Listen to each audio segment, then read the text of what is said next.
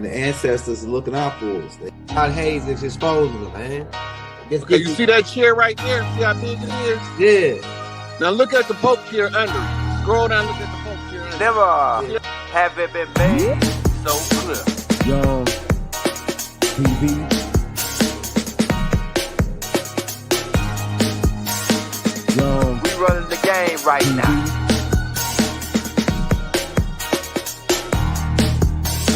Young TV. Time to take over. Young We the hottest in the game. Hit that like, hit that subscribe button. If you just not tuned in. TV. Share, like on your Instagram, Facebook. Young TV. If you tuned in, we broadcasting live from 2030, baby.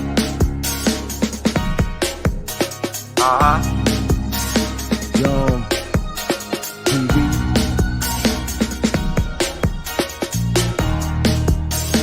Young Taking over the game, baby. Oh yeah. Young TV. Hit that like. Young TV. Get them likes up in the air, you heard me? Young TV. Ride by. Hotel Islam. Young TV. Assalamu alaikum. Shalom alaikum. Young TV. Hit that like. Hey, Rabbi, peace and love. Hit that like, hit that subscribe button, man. Waiting on Chief to come in now. But we're here to talk to you about several different things. Chief got some stuff about the Shoeman residents coming in. We're talking about they seasoned the men of Pennies, right? Which is projected to save the U.S. Treasury $56 million per year, and tax-paying dollars, and etc. Now, being that the Donald Trump has the power to make that order, is interesting. Here go Chief right here. Hold up, man. I'm not even all the way set up. Yeah, get set up. Get set up. I'm just making a couple.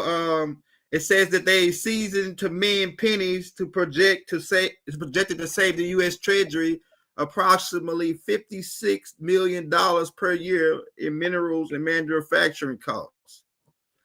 This was order cost the signing of Donald Trump. Now, I'm trying to see, like, Donald Trump must got strategic metal contracts, and at first, then the Federal Reserve have them, so that if Donald Trump got strategic metal contracts, the Federal Reserve is automatic cut out, because he can say, "Oh, we got to stop.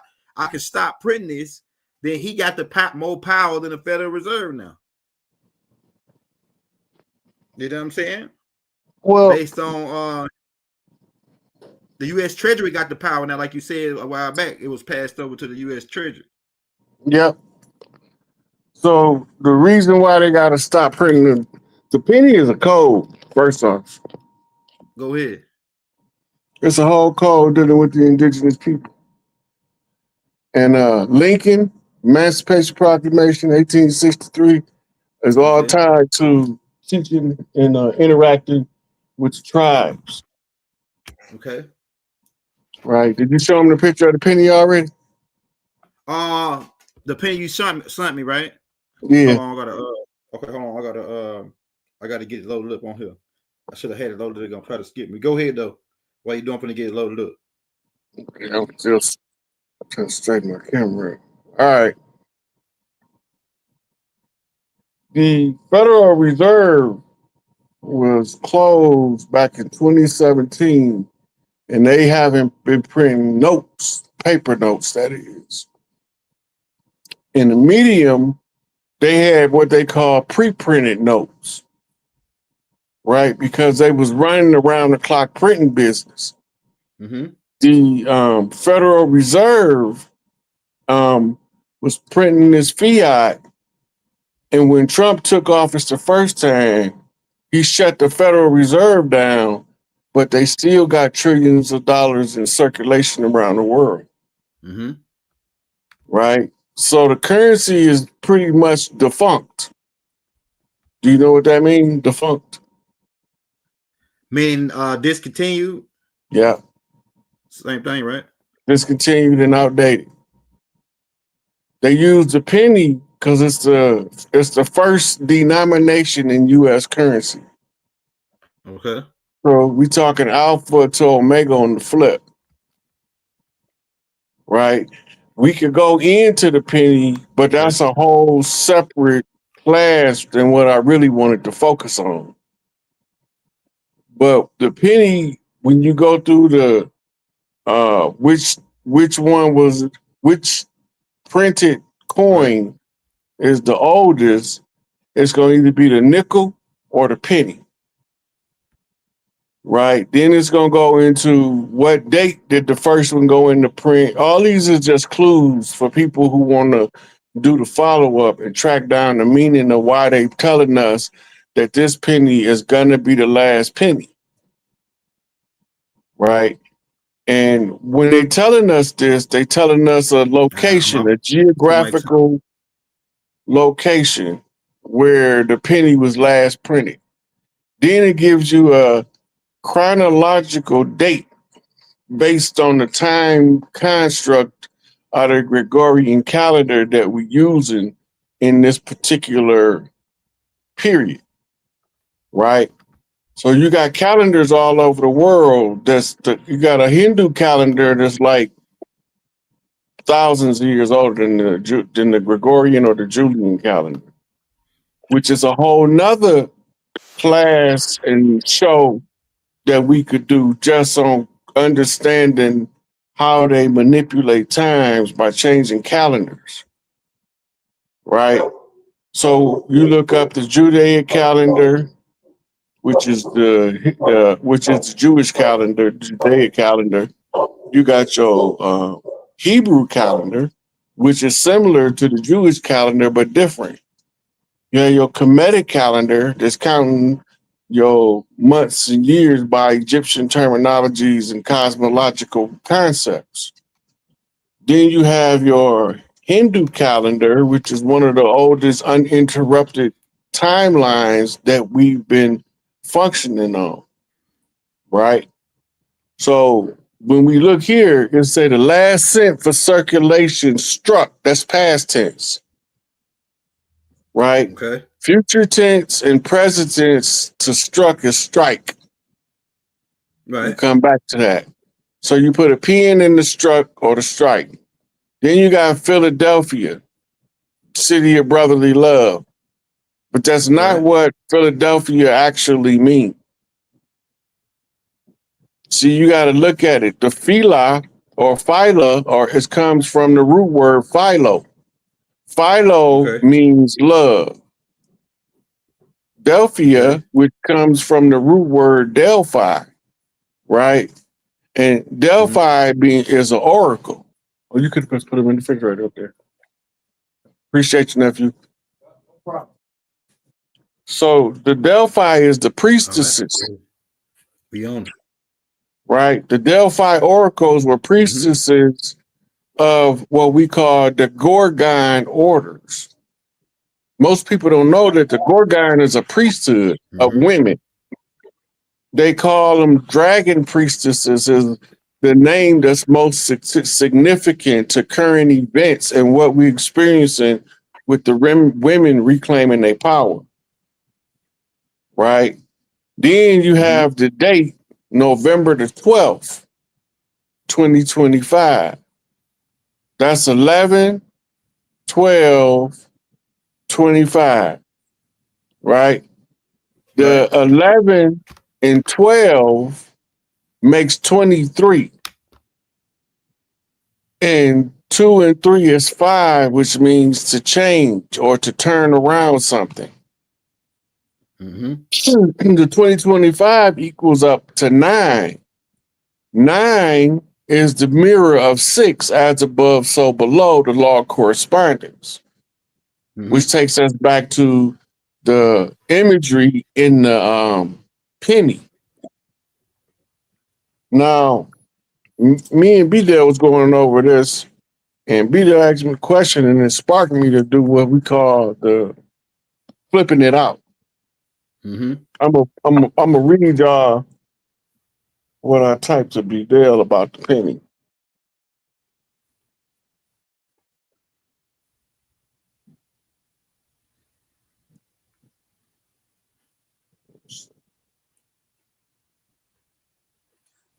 Hit that like, y'all. Hit that like button, y'all. If you're just not coming in, we got 400 some people so far. Hey, share and let everybody know we on with the chief, man. We about to get lit. We just not warming up. Okay, so when me and B-Dale was first talking about it, he asked me, why did the last penny circulation stop in Philly? Does 1776 have something to do with that? Which is 100% yes. It's also a riddle. Right now, before we go to the riddle, we got to deal with the 1776 in Philadelphia, right?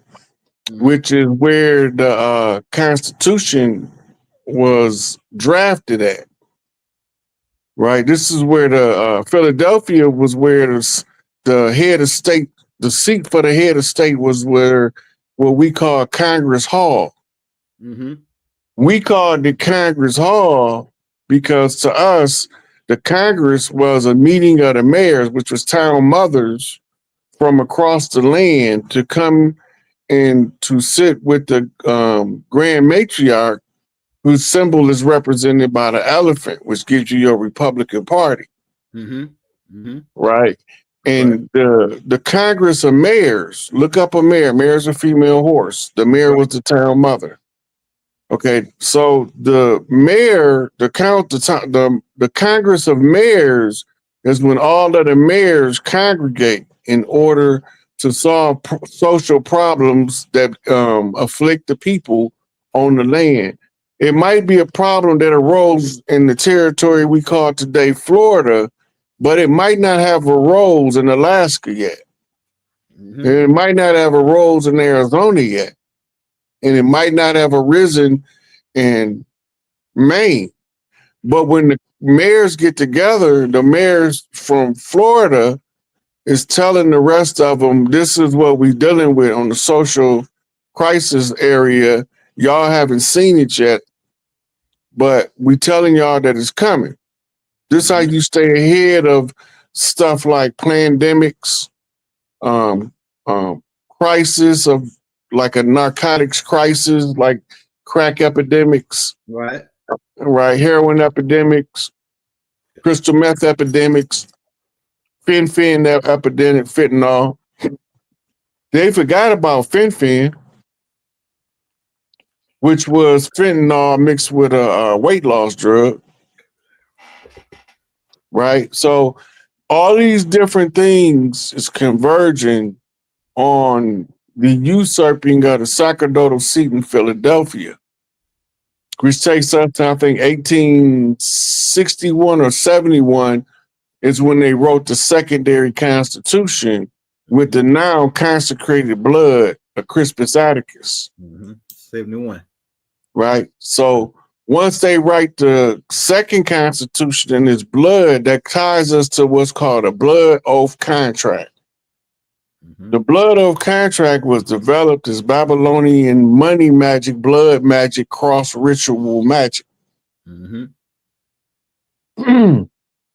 The resurrection of the ancient system was taught to Queen Elizabeth I by a guy named John Dee. You look up John Dee, you'll see that he was a advisor to the Queen, a magician, and etc. Right? But he's the one who told her how to put us in the 200-year slumber. The only reason why he told her it wouldn't last beyond 200 years wasn't because the spell wasn't powerful enough, but because the closing of the age would take place after that. And then that would be the time when all of the major characters have to be what's the right word? All of the major conjures have to be remedied to close the old age out and to bring the new age in, which included the revolutionary Haitian conjure from Betty Bookman, Toussaint L'Ouverture, and John Dessalines, and a host of matriarchs that assisted them. And all of the women are known to the people of Haiti, so we don't have to go into their history. We had a history of the men that the most people are aware of. So we use their history as the lens because that's the history they allowed us to get in order to, and we keep in the forefront of our mind. While these brothers was doing that, what was the sisters doing? Right. And if you asking yourself that question, you will see the certain ritual magic taking place that without the aid of a woman, it won't work. Mm-hmm. It can't be activated. Right. And so now we know the Haitian revolutionary conjure, we track that down, and the descendants of those who cast it to uncast it. We had the money spell, which was the spell of the Federal Reserve cast on Jekyll Island using ceremonial magic by the Rothschilds. Then we had the George Washington challenge conjure, which was the blood of Crispus Attucks collected after the Boston Massacre. And the Boston Massacre was so bloody that now Boston wear Red Sox. Right? Go ahead, right? Fire. So the penny is tied directly to Philadelphia because when you go constitutionally, the Federal Reserve was never in the Constitution and never given the right to coin or print any money. They don't exist within the confines of constitutional law. There is no place in it for Federal Reserve System because it is a foreign body politic, a foreign corporation acting under the false pretense of a governmental agency of the people of the land that they occupy, but they not. They work for the Crown of England, which we got a video pretty soon. We're gonna show that video gonna come up. But right now we trying to whittle away of some of the secrecy within this penny. So the Philadelphia connection directly ties to the usurpation of the matriarchs of the land. In order to put them back in power, we had to send a matriarch from the Carolinas to re-seize the power, and Empress Redbird done that. So now you have some major matriarchs on the land that got major say in government affairs, and most of them are totally oblivious to their actual power according to the restored republic and the tribal nature of the rebuilding of the political dynamic with the people whose property it is, resuming the property rights to administer land law, which takes us back to the matriarchy. So we know that the Philadelphia connection was tied to sacerdotal usurpation, right? Which was another conjure, which the sister, what's her name? Rosalind Bonaparte was the channel by which the ancestors re-spoke the conjure in order to break the spell during Empress Redbird's visit to sit in the sacerdotal seat and to reclaim the political jurisdiction over the legal fiction on the land. This is stuff that the people that have been following me for about 2 years, we've seen it all happen. But we didn't understand the importance because most of us lost track of our tribal structure and how we carried on and carried out our political affairs. Our political affairs was never broadcast as public interest. It was always broadcast on problem resolution to social ills. We didn't try to solve problems that don't exist. We solved the problem in front of us first. And then if new problems arise, we deal with them as they come. It's the difference between patriarchy and matriarchy. Under the patriarchy, you anticipate a problem where none exists. Then you create circumstances to justify you fixing the non-existent problem. That's a form of deception. Right? So now from there, we go to the penny itself. What are you looking at? Why is the penny copper and all of the other coins are gold or a silver looking color? Right? Because the penny represents the tribes. We the many, but they told us that we are the few or the least in value. 3/5 compromise, Dred Scott. Right?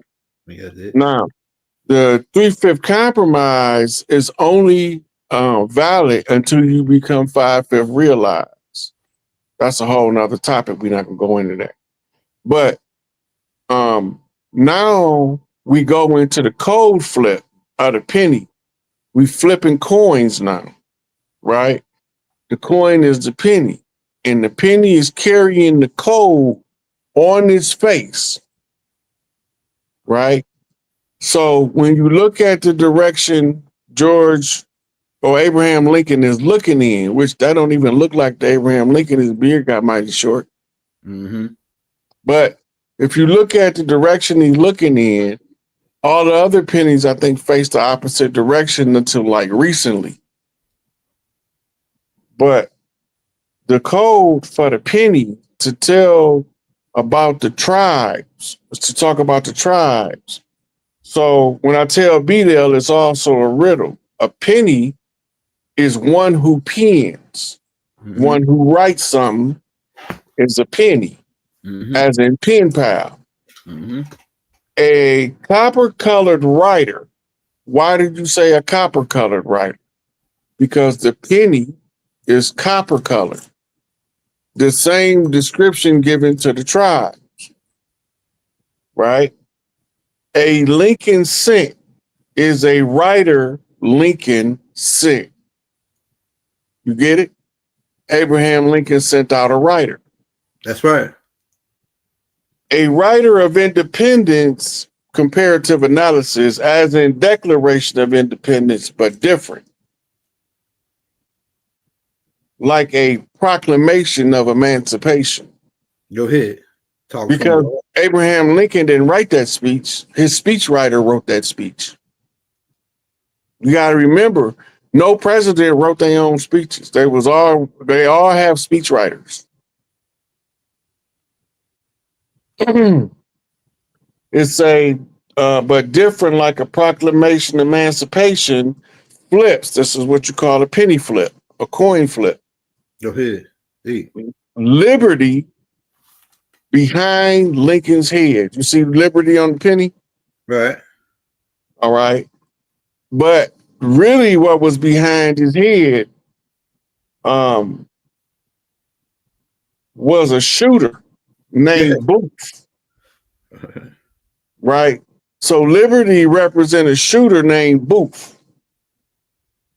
And Booth is a small enclosure, like a cell or a place for a telephone.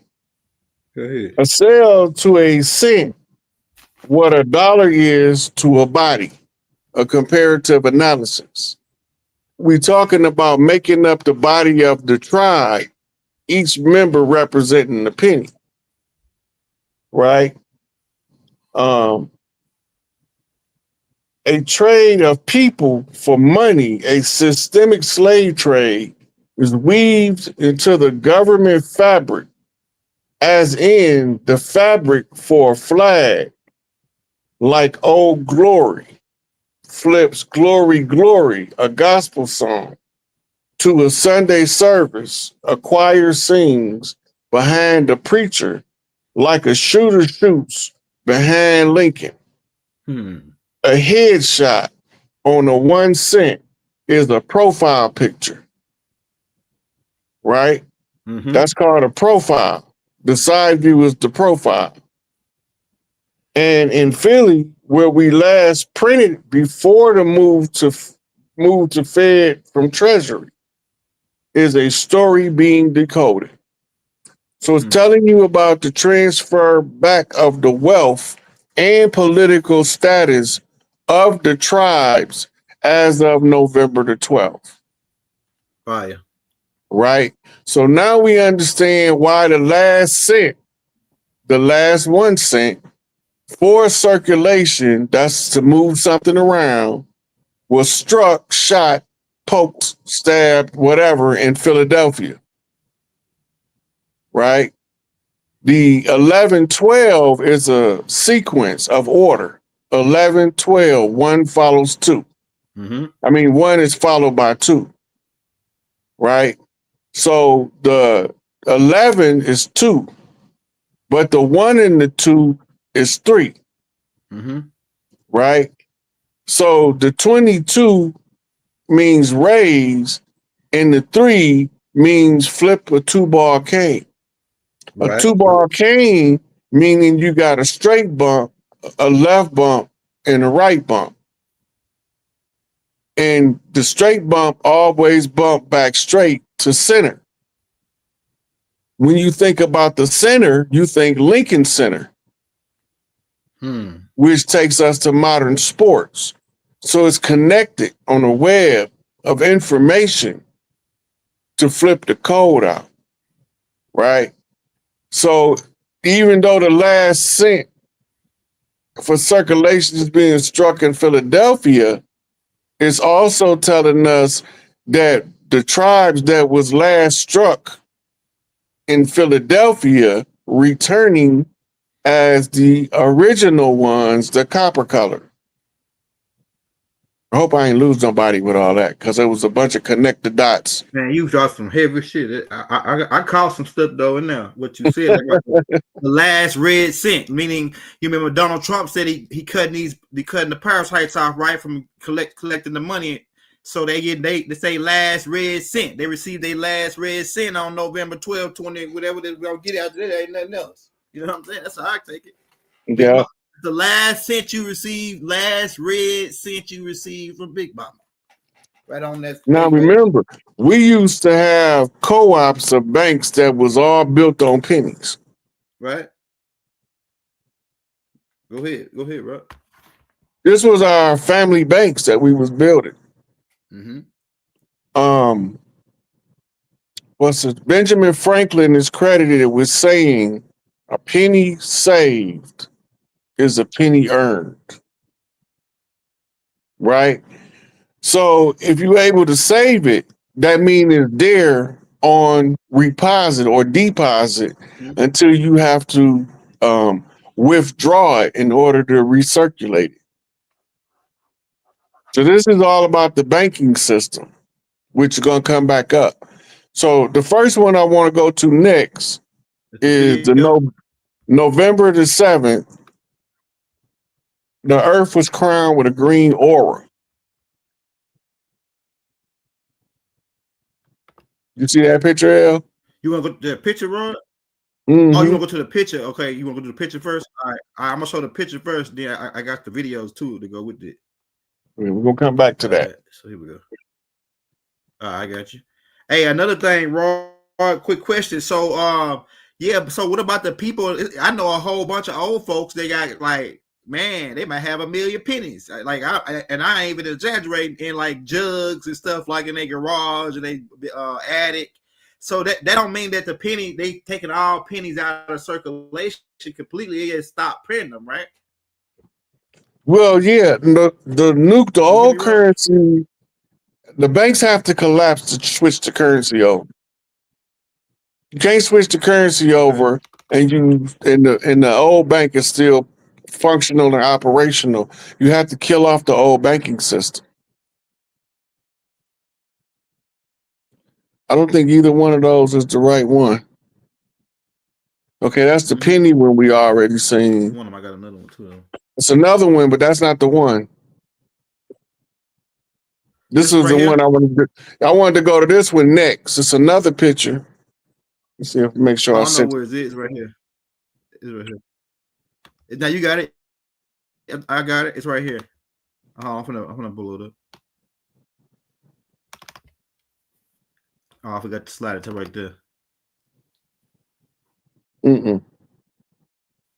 That's not it. Hold on. Let me make sure I sent it to you. 3.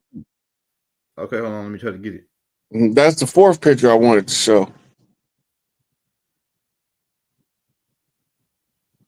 It might be a video. I got it because there's a video with the blue one on there.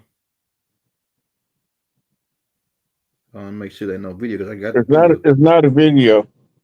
Okay, hold on. You just sent it to me just now. I ain't sent it yet. I'm about to send it to you right now.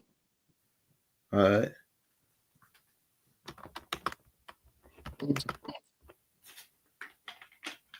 Okay, that picture right there. All right. All right, give me a second. I'm going to take the screen down and blow you back up. Okay, now this picture that he pulling up shows the Earth with a green aura, right? Mm-hmm. And the green aura is the heart chakra energy. It's the return of the love energy. Earth has been crowned with love. This is what you're about to see. And I'm going to explain more detail as we look at the picture, right? But remember, when you put a crown on, that's the human equivalent of an angel wearing a halo, right? It's the energy of the crown, but not the physical representation of the crown. It's just you got the king's energy, but you just haven't got crown king yet. So when you're looking at this corona of the earth, the crowning of the earth, the crowning of the earth is a green aura, which shows the love field, right? Which is the Sufi order of the green light, which is the workings of the heart chakra. Those things you do that make your heart glow, right? Some people heart glow when they help children. Some people heart glow when they help elderly people. Some people heart glow rescuing animals. Some people heart glow by participating in athletics, right? So the color of the radiant heart glow consumed with the energy of love is green, right? Green ties us back into the Sufi order of the green light, which also ties us back to the order of Melchizedek. And Melchizedek's color is green. He's also known as Al-Qadir. He's also known as the Ancient of Days, the Old One. And this is Malachi York energy, one who comes to teach the masses and suffer the consequences for teaching the masses until the masses are awakened by a student who liberates the master from the bondage.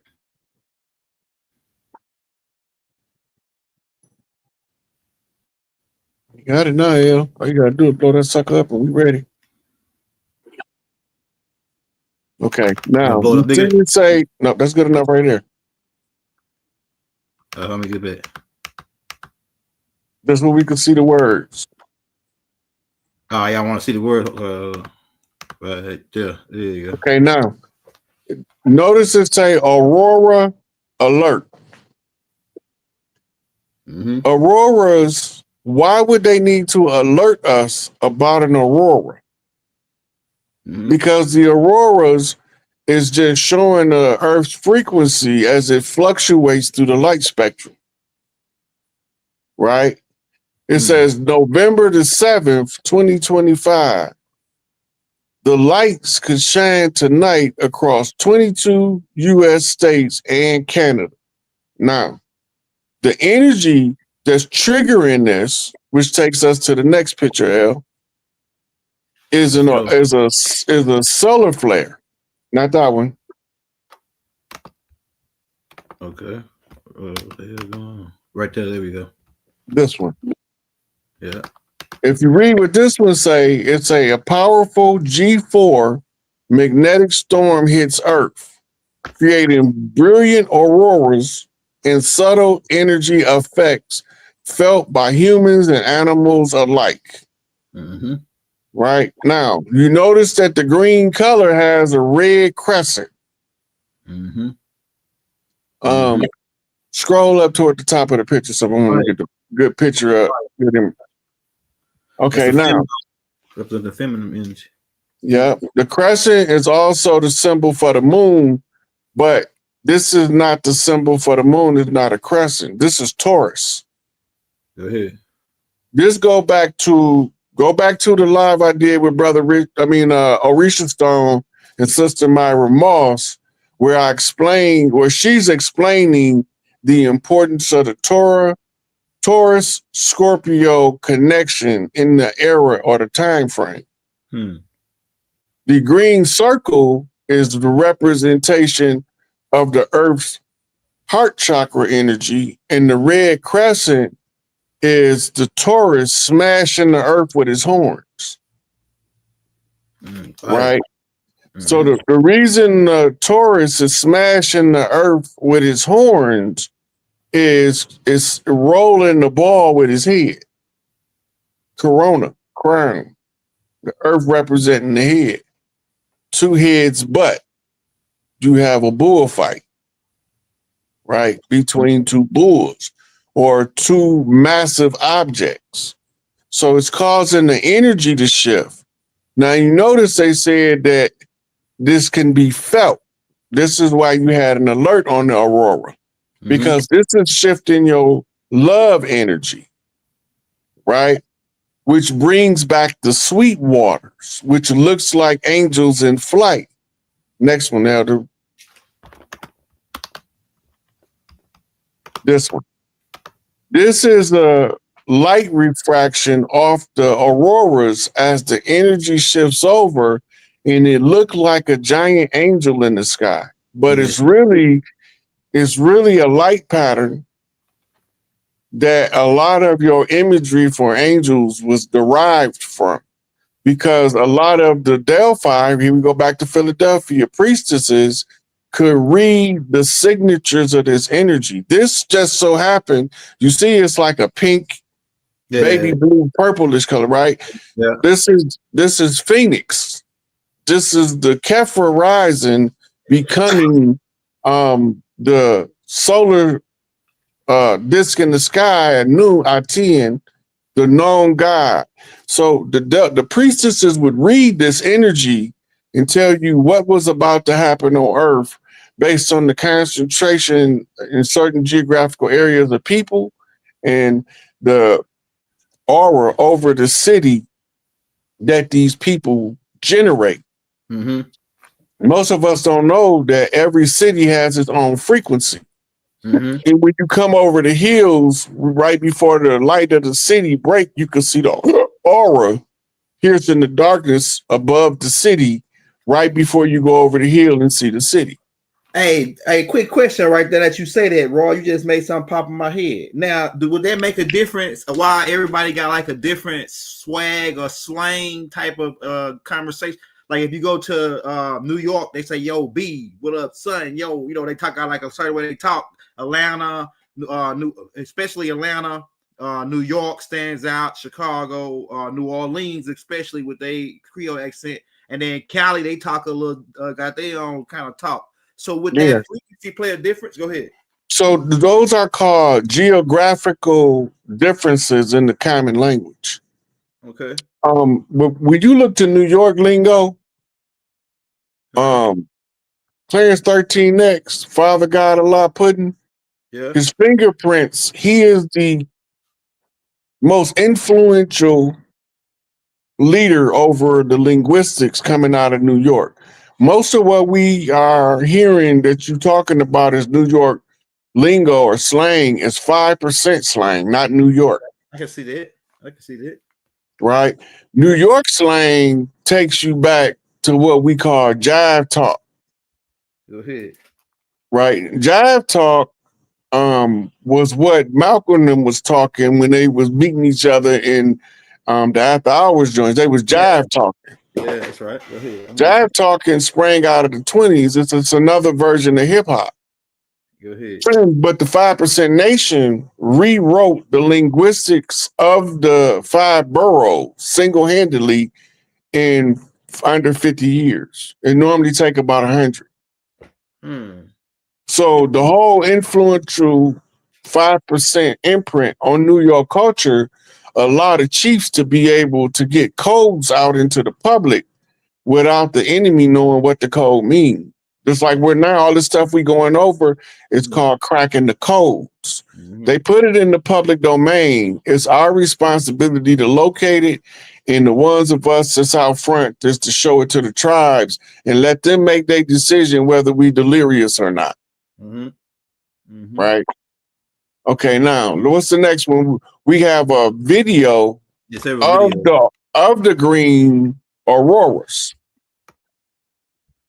Let's get that.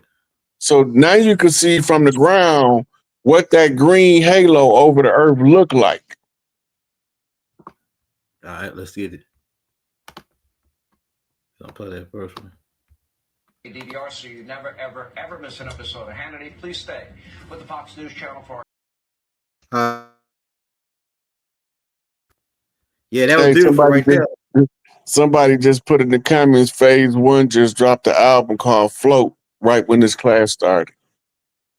Oh yeah, that's fire. I seen that come across my screen just now. Well, it came like it said that he dropped it, a whole album. I said, damn, he dropped it right at 9 o'clock. He dropped it right at 9 o'clock. I think. Well, it might have been 30 minutes after 9 o'clock, but I seen it come across at 9 o'clock. I think. Yeah, so go check out that. Hey, y'all go check out that new album Phase 1 just put out. He just dropped a new album. Go check it out. Show the brother some love, y'all. He be feeling like his people don't love him for the work he do. So yeah, sometimes he hard to handle because of that. But we love Phase. Yeah, me so and that brother talked about it the other day. Yeah, so so show the brother some love and help him get his album numbers up. Yeah, that's gonna be fire. I gotta go check that out. You already know. Phase go hard. Okay. What's the next one? That should be a video too, shouldn't it? Let's see. Yeah, we got this is the first one you sent me right here. DVR, so you never, ever, ever miss an episode of Hannity. Please stay with the Fox News Channel for our continuing coverage. The government is officially over. What was that? News. Ever miss an episode of Hannity, please stay with the Fox News Channel for our continuing coverage.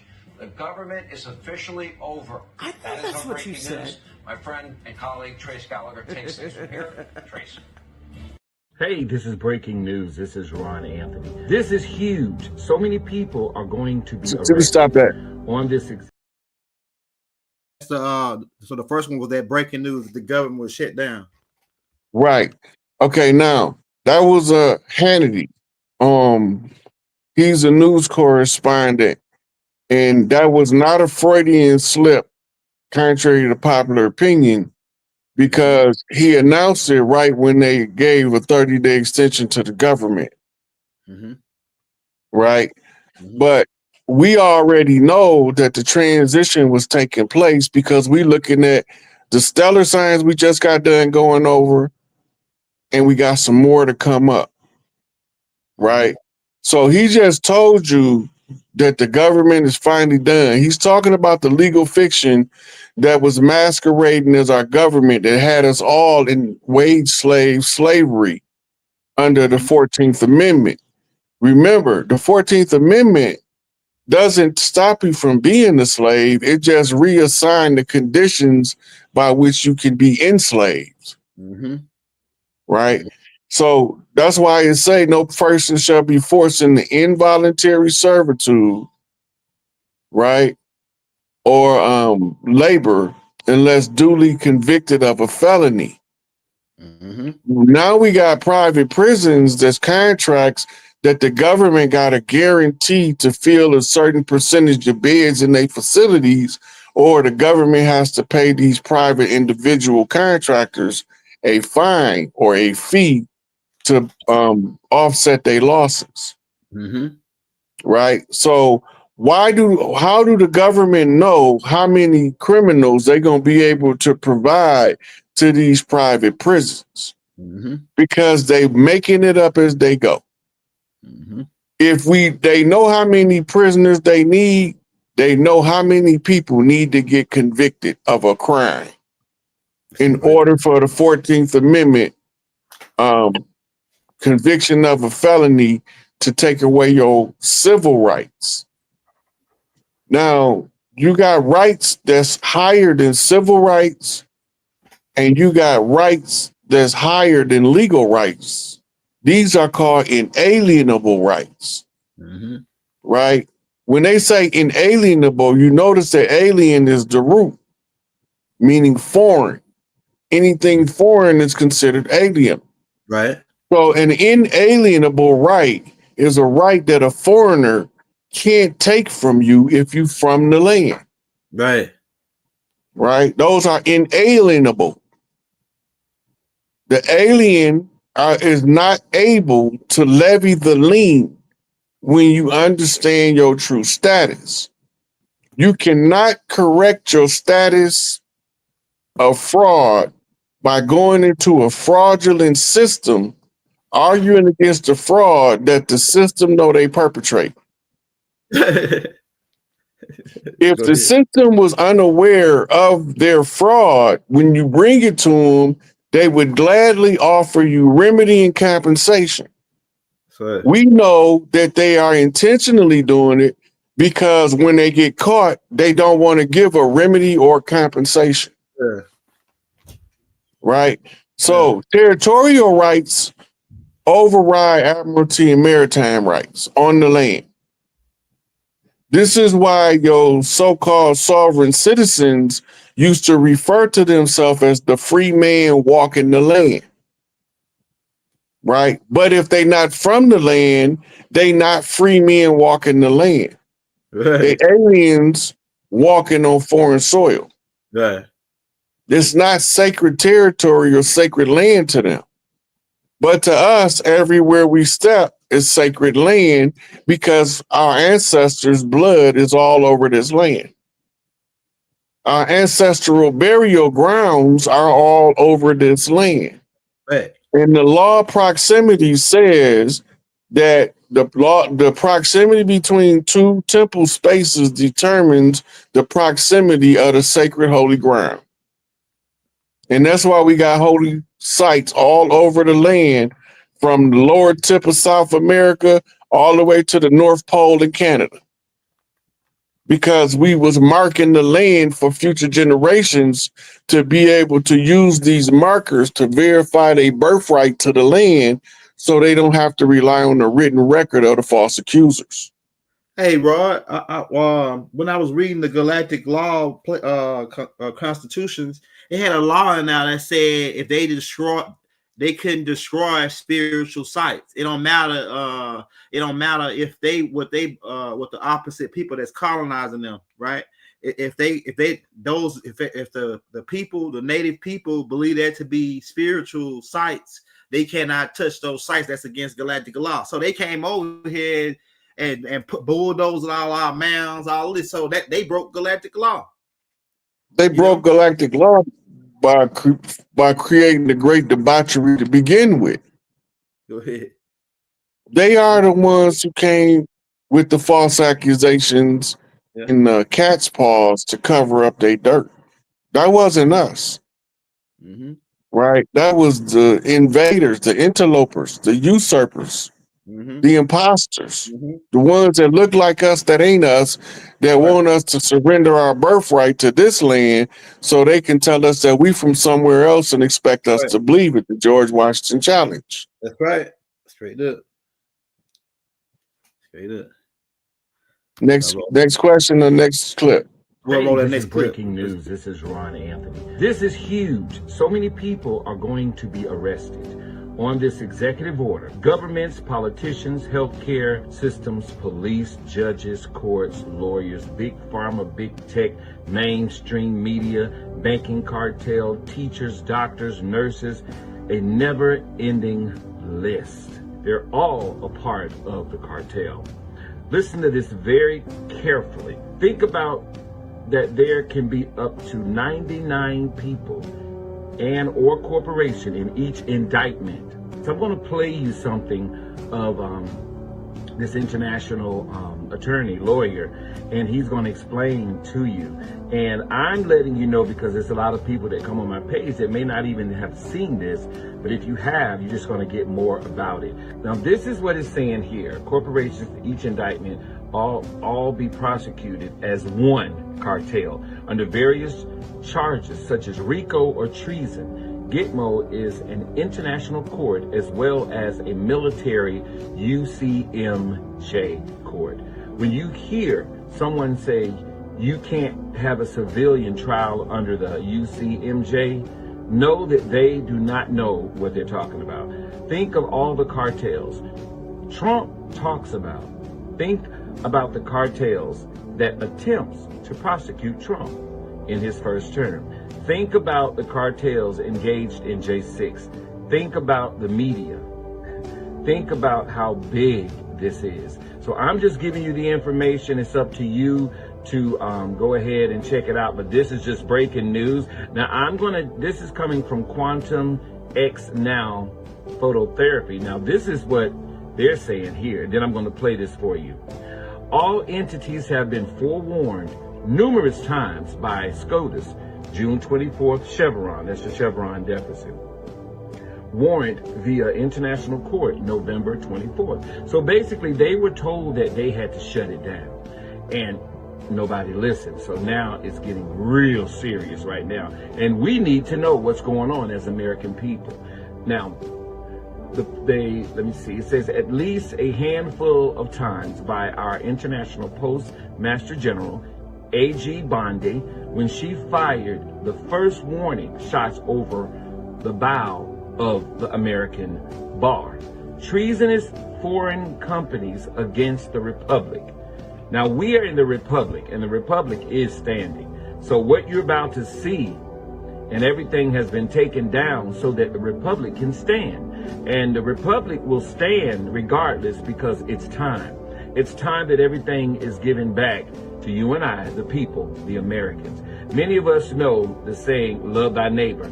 This could potentially become surreal when your next door spouse are yanked out of their homes in the middle of the night for various serious crimes, including aiding and abetting. Their dependents will have zero idea what will be going on, not to mention their children. This is where we come in for support and edification. Of those previously mentioned above in the comment, have been totally innocent. They have nothing to worry about. With that said, we have the CCP Mockingbird media of the left working on people's mind daily that will twist the narratives to fit their agendas and to ignite a civil war, to which they will fail like everything else. So everything will be difficult, to say the least. So we are about to shift. Now, I'm going to play you this video so that you can hear what's going on. To have law in the nation, you have to have a court. International law is human rights law and arbitration. That court is the Guantanamo Bay Court of Justice, because it's the International Court of Justice out of The Hague. As I said before, when I said the War of 1812, the Marines are back, and that one got a bunch of views. Marines are back because the redcoats that invaded in 1812 was not the Marine. According to the Supreme Court of the United States ruling in 1930, they classified them and named that cartel organization the Union of the United States. That Union of the United States consisted of the House of Representatives, or members, senators, rogue British officers, naval officers, okay, and financial cartels or financial organizations all together, all right? That was called the Union of the United States. When they burnt the White House down, they destroyed all the land records and all the land patents. When they tried to invade Baltimore, they were trying to get to the birth records at the Basilica. They never got in because they were held, Fort McHenry, where the Star-Spangled Banner was written. And then they decided to appoint infiltrators into our system, and they left. And that's why we assumed that we won the War of 1812. We didn't win the War of 1812. They left operators, agents. Those agents have subsequently become the financial organizations or the power organizations, subsequently called now the federal government, or or key parts of the federal government, the elite, or their operator. Lincoln called them agent, okay? Basically an insurgency. It's been here since 1812, all right? So, the International Court of Justice prosecutes for crimes against humanity, but you gotta have the International Court of Justice in the North American territory before you can return law. That's how it works. You gotta have the court. That court is ran by the United States Marine Corps. That's why it's at Guantanamo Bay, all right? Trump signed an executive order saying that it was against cartels. Everybody assumes it is the drug cartels. Everybody assumes it's drug cartels, not the drug cartels, not just the drug cartels, okay? Which they'll probably be given a chance to redeem themselves, all right? But here's what it is.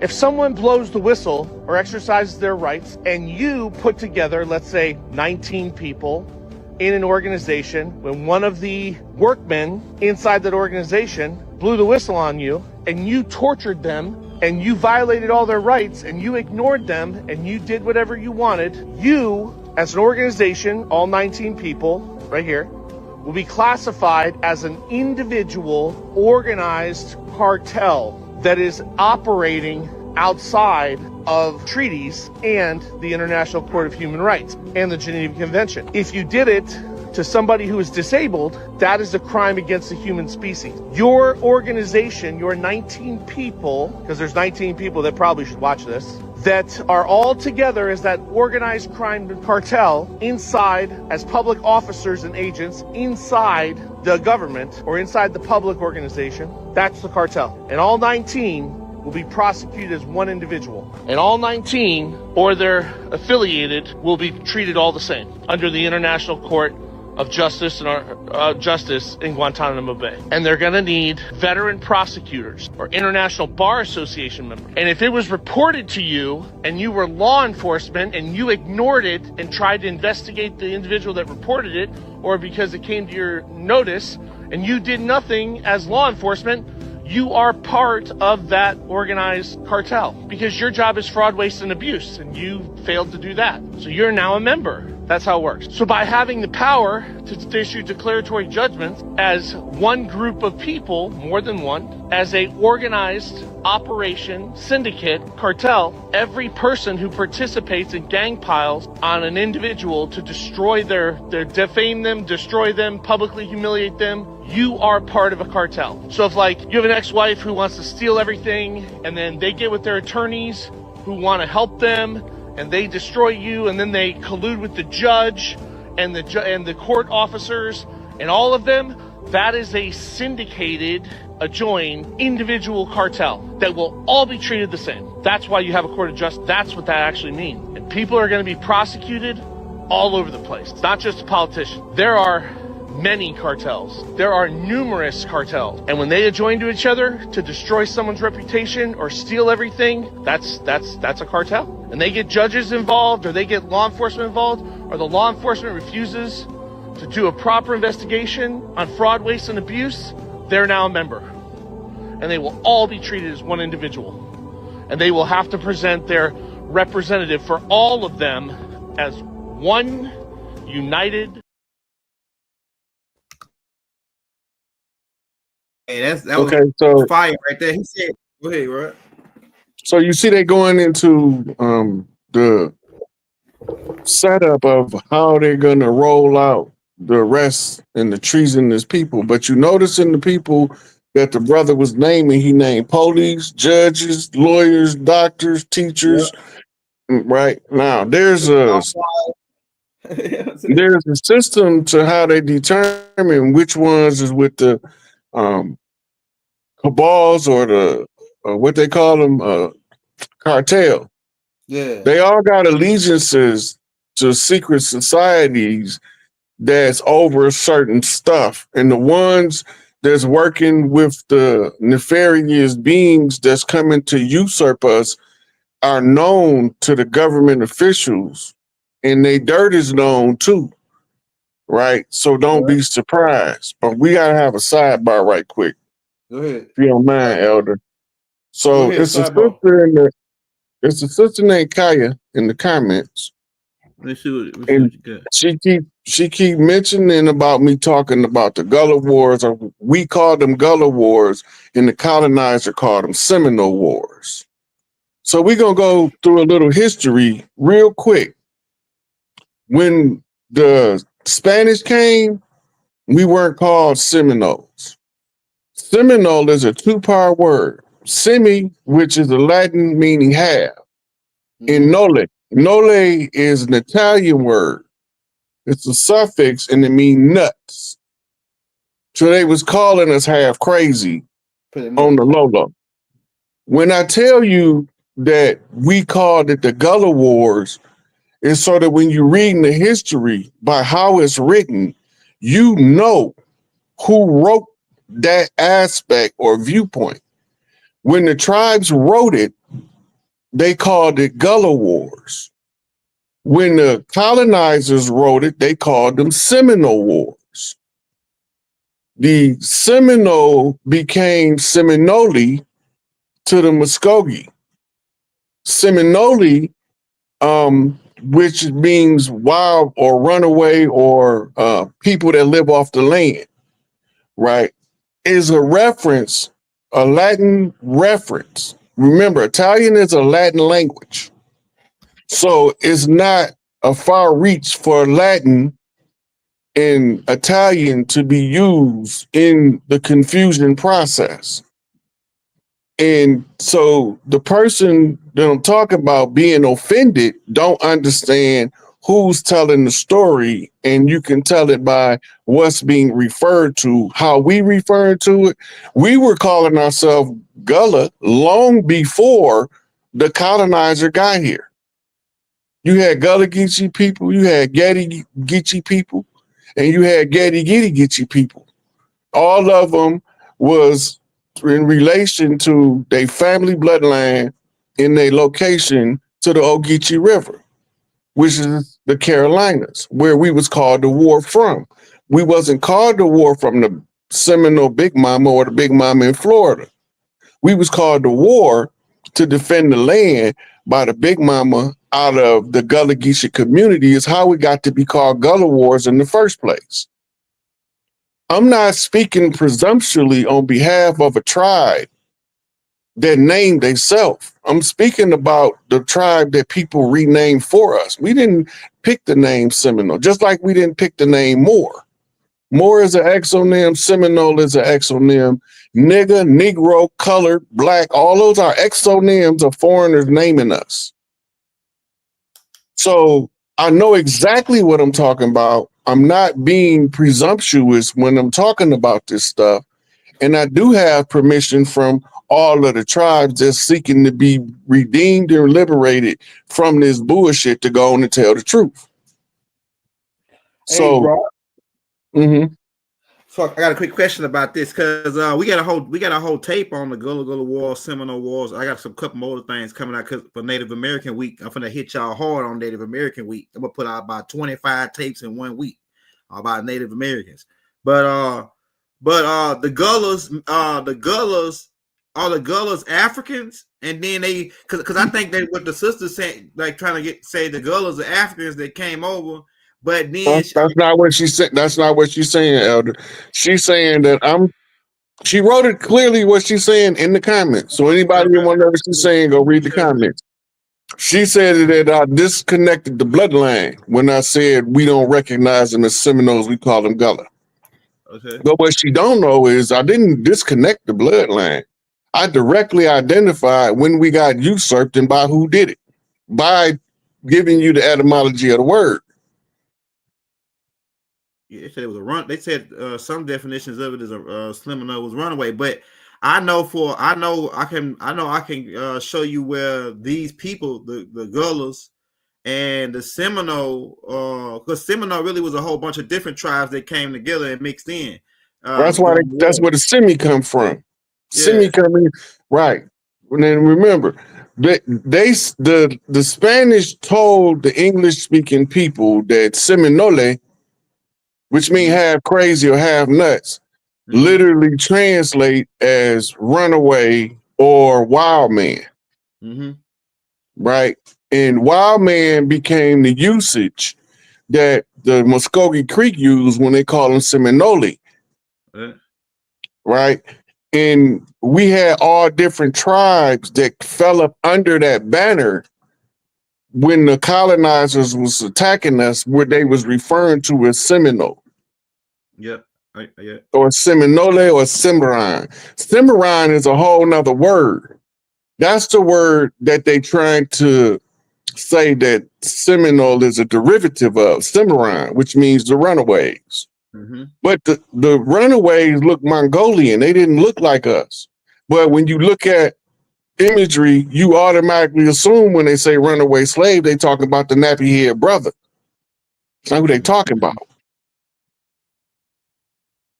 Yeah, during the Creek Wars, when the Creek split, one fraction that went south down to Florida, they became part of the Seminoles. Now the Gullahs, I wonder if the sister's saying that, hey, the Seminoles is like, a mixture tribe, and this Gullah is pure. I'm pure Gullah. I'm pure Gullah. I don't know. Like, I'm trying to see where she coming at. Like, where she coming at with the. She recognized the Seminole tribe, because when you go to federally recognized tribes, one of them is recognized as Seminoles. But federally recognized does not mean a tribal accuracy, because it was the federal government who was renaming us and misclassifying us on purpose to begin with. Okay. Yeah, it's a lot of it's a lot, like I know that the Apache was down there, and they got labeled as Seminoles, won the war. They was in Florida. You got to remember, all of the tribes went to go. Look, listen to this, Roy. If you go down to Florida, they got streets named after all the tribes of what they was when they came down to fight for the fight. They got the Tomahawk Street. They got the Mohawk. All these different tribes that came down to fight. They got a street for them in Florida. Ask anybody that live down in Florida. I already know. Like, Tampa Bay, Miami, like these different areas, especially in Jacksonville. I'm telling you, man. People that live in Florida. Yeah, but go ahead, Roy. My bad. So she's saying we got a last Atlantean bloodline on this planet. She's talking about the original tribes of the Americas. Okay. So I'm done dealing with that. She can go look at our whole video on the Gullah Wars if she want more information on why I say what I say, because I clearly broke it down before, but apparently she's Johnny come lately, so she wasn't privy to all of the information before she came over here trying to heckle me like I don't know what I'm talking about. If I didn't know what I was talking about, I wouldn't say nothing. We gotta let's go. If she want to get more on it, just go to the Native American Chief playlist, and we got tapes on pretty much everything she's saying, like the Gullahs, the Atlanteans, all of it. We got tapes on all of the city of Mu. You know what I'm saying, etc. Like, so the way her approach doesn't require a verbal thrash, and her approach requires a clarification of information and the redirecting her to go find out more details about what I'm talking about, so she'll understand the difference between what she was miseducated to think and what we bring in the receipts to show already. Right. I'm gonna roll that next one. Okay, we've got a further question on that stage. He said, can you ask where the trust accounts are held in Canada and the UK, and how does the CRA fit into it, aka IRS in the USA, and how much are some bonds worth? Thank you.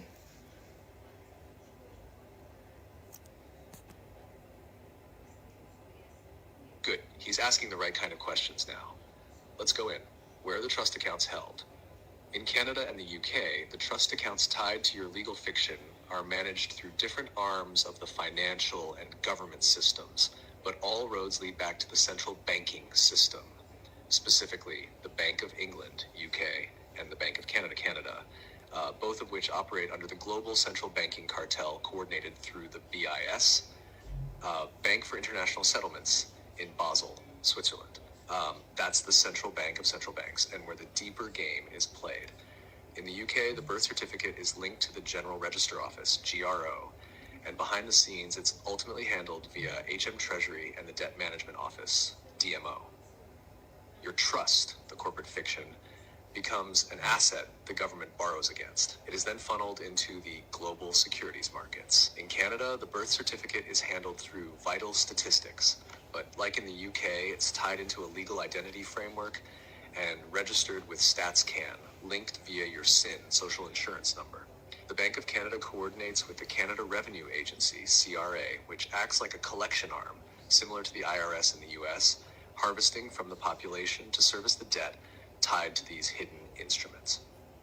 How does the CRA IRS fit into it? CRA and IRS don't just collect taxes. They're administrators and enforcers of the trust system. When you file taxes under your name, you're acting as the trustee for the legal fiction. You're basically saying, yes, I accept this role and agree to pay on behalf of this entity. You're managing the account without knowing it. That's why the moment you try to shift that role or challenge the fiction, the IRS or CRA responds aggressively. It's not about tax, it's about control of the trust. How much are the bonds worth? That depends on the individual. Estimates range widely, but many deep researchers believe the average human's bond value, based on life expectancy, income potential, and economic productivity, starts around 1 to 2 million US at birth and can rise to $10 million or more over a lifetime. In some private documents, bonds are listed with 7 or 8 figures. That's why the trust is so valuable and why it's so tightly guarded. These are not liquid assets you can tap into with a PIN code. They're part of a shadow economy, the collateral layer that backs national borrowing and global financial instruments. Want me to break down how the Vatican is involved or how to find your own CUSIP trails next? Let's go with how the Vatican's involved. All right. This is the thread most people aren't ready to pull, but you are. The Vatican isn't just a religious institution. It's a sovereign entity, a legal powerhouse, and one of the oldest trust holders in the world. Its power doesn't come from faith. It comes from ownership, specifically ownership of legal titles, names, and souls through 3 hidden Chestui Cuvier trusts established centuries ago. These trusts, still active today, are the backbone of the legal slavery system. 1. The first trust, 1302, Unam Sanctum, created by Pope Boniface VIII, this claimed ownership over all souls on earth, literal spiritual jurisdiction. From this point on, the Vatican saw itself as the trustee of humanity's soul. Whether you're Catholic or not, doesn't matter. They created a universal claim. The second trust, 1455, claimed ownership of all physical property. Through this, the Vatican took control of all land and assets via legal title granted to monarchs and banks. The land you own today is held in trust. You're a tenant, not a true owner. The third trust, 1531, claimed ownership of your body and labor. This is where it ties to birth certificates. Once your birth is registered, your legal fiction becomes a lost soul at sea under maritime law. The Vatican, through its legal instruments, presumes guardianship over that soul and assigns management to governments, which then use that fiction for borrowing, taxation, and control. These 3 trusts form a spiritual legal cage, soul, land, and body. Now here's where it gets deeper. The Vatican works in tandem with the Crown Corporation, City of London, and Washington, D.C. These 3, Vatican, spiritual power, London, financial power, and D.C., military power, form the unholy trinity of global control. All 3 are independent city-states, not part of the countries they sit in. So when you're born and registered, that registration flows through the Crown system via Treasury, is backed spiritually through the Vatican Trust. They hold the claim to your soul's body, and is enforced militarily via the DC system if you rebel. Want to see how your body is legally considered lost at sea under maritime law next? Or how the language in Black's Law Dictionary hides all this in plain sight? All right. That's most of the stuff we've been going over. Y'all, we already went over the 1666, the trust, where they label you legally dead after 7 years after your birth, and then label you lost at sea. What it's called? What's that word term they use, Rod? They got these tricky terms. The term they use, what's the name of it? For the trust, the SQE trust? Not the SQ trust, the one when they say where they label you lost at sea. Yeah, that's admiralty. It's called Salvage rights, salvage law. They capture you under salvage law. No, when they classify us as black, when they reclassify us as black, civilly mortis. Yeah, civilly mortis. That's what I go ahead. Right. That's what I meant. That's salvage law. So the reason why they claiming your vessel is lost at sea is so they can ascribe you to the position of black. Black is derived from the chess term black, not from the color black. Chess term black is the defenders on the board, white is the offenders on the board. Yeah. Right? So when they label you as black, right, that's called blacklisted. The blacklist is the list of the chiefs that they consider to be dead, presumed lost at sea. Or lost at sea, presumed dead. So they color them with the color of law, which is the salvage law, which is the salvage right after they filed for the Plymouth wreck being accosted by our landmass. They registered our land as a ship when they reported to the world court that we crashed our landmass into their ship. And that's why Malcolm said we didn't land on Plymouth Rock. Plymouth Rock landed on us. Boom, let's kill them. And the good ship Plymouth was known as the Mayflower. Right? So when we be looking at this Admiralty jurisdiction, this all uniform commercial code. Remember, I told you all roads lead to London as far as financial then from London it goes to Switzerland. Right.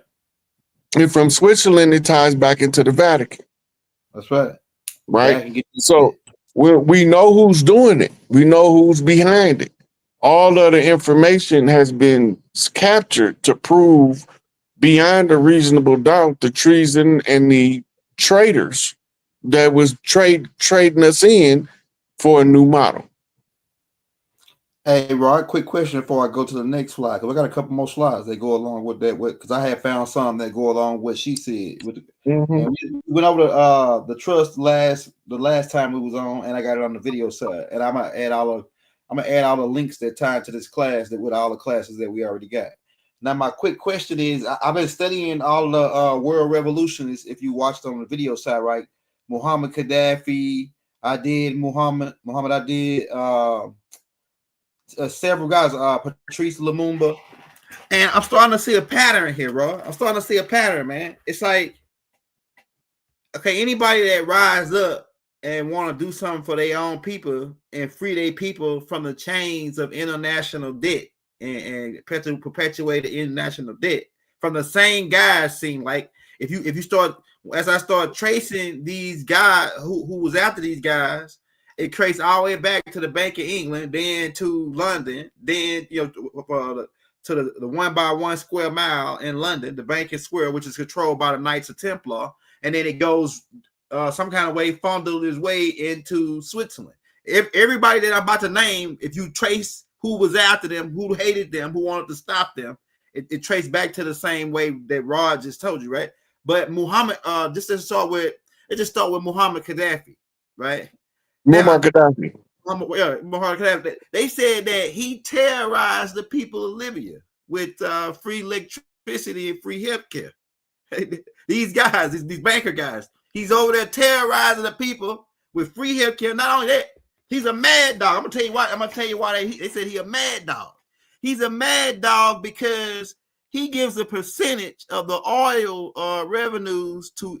He put a percentage of the oil revenues in everybody in Libya, every Libyan citizen's account. They get I don't know what the number was, but let's say they get $500 in their account every month off the oil. Who's doing that? That's a mad man. He's a guy. He got to be dealt with. So, what are these guys aim at? As they call it, I know the Berlin Conference. We already did that. What are these guys aim, man? And when they see a guy like that want to give out stuff for free, and they can't make no cut off of it. First off, Muammar Gaddafi wasn't giving anything away for free. Go ahead. Okay. Right. Tribal traditions say anything that's deeper than the roots of your farm goods.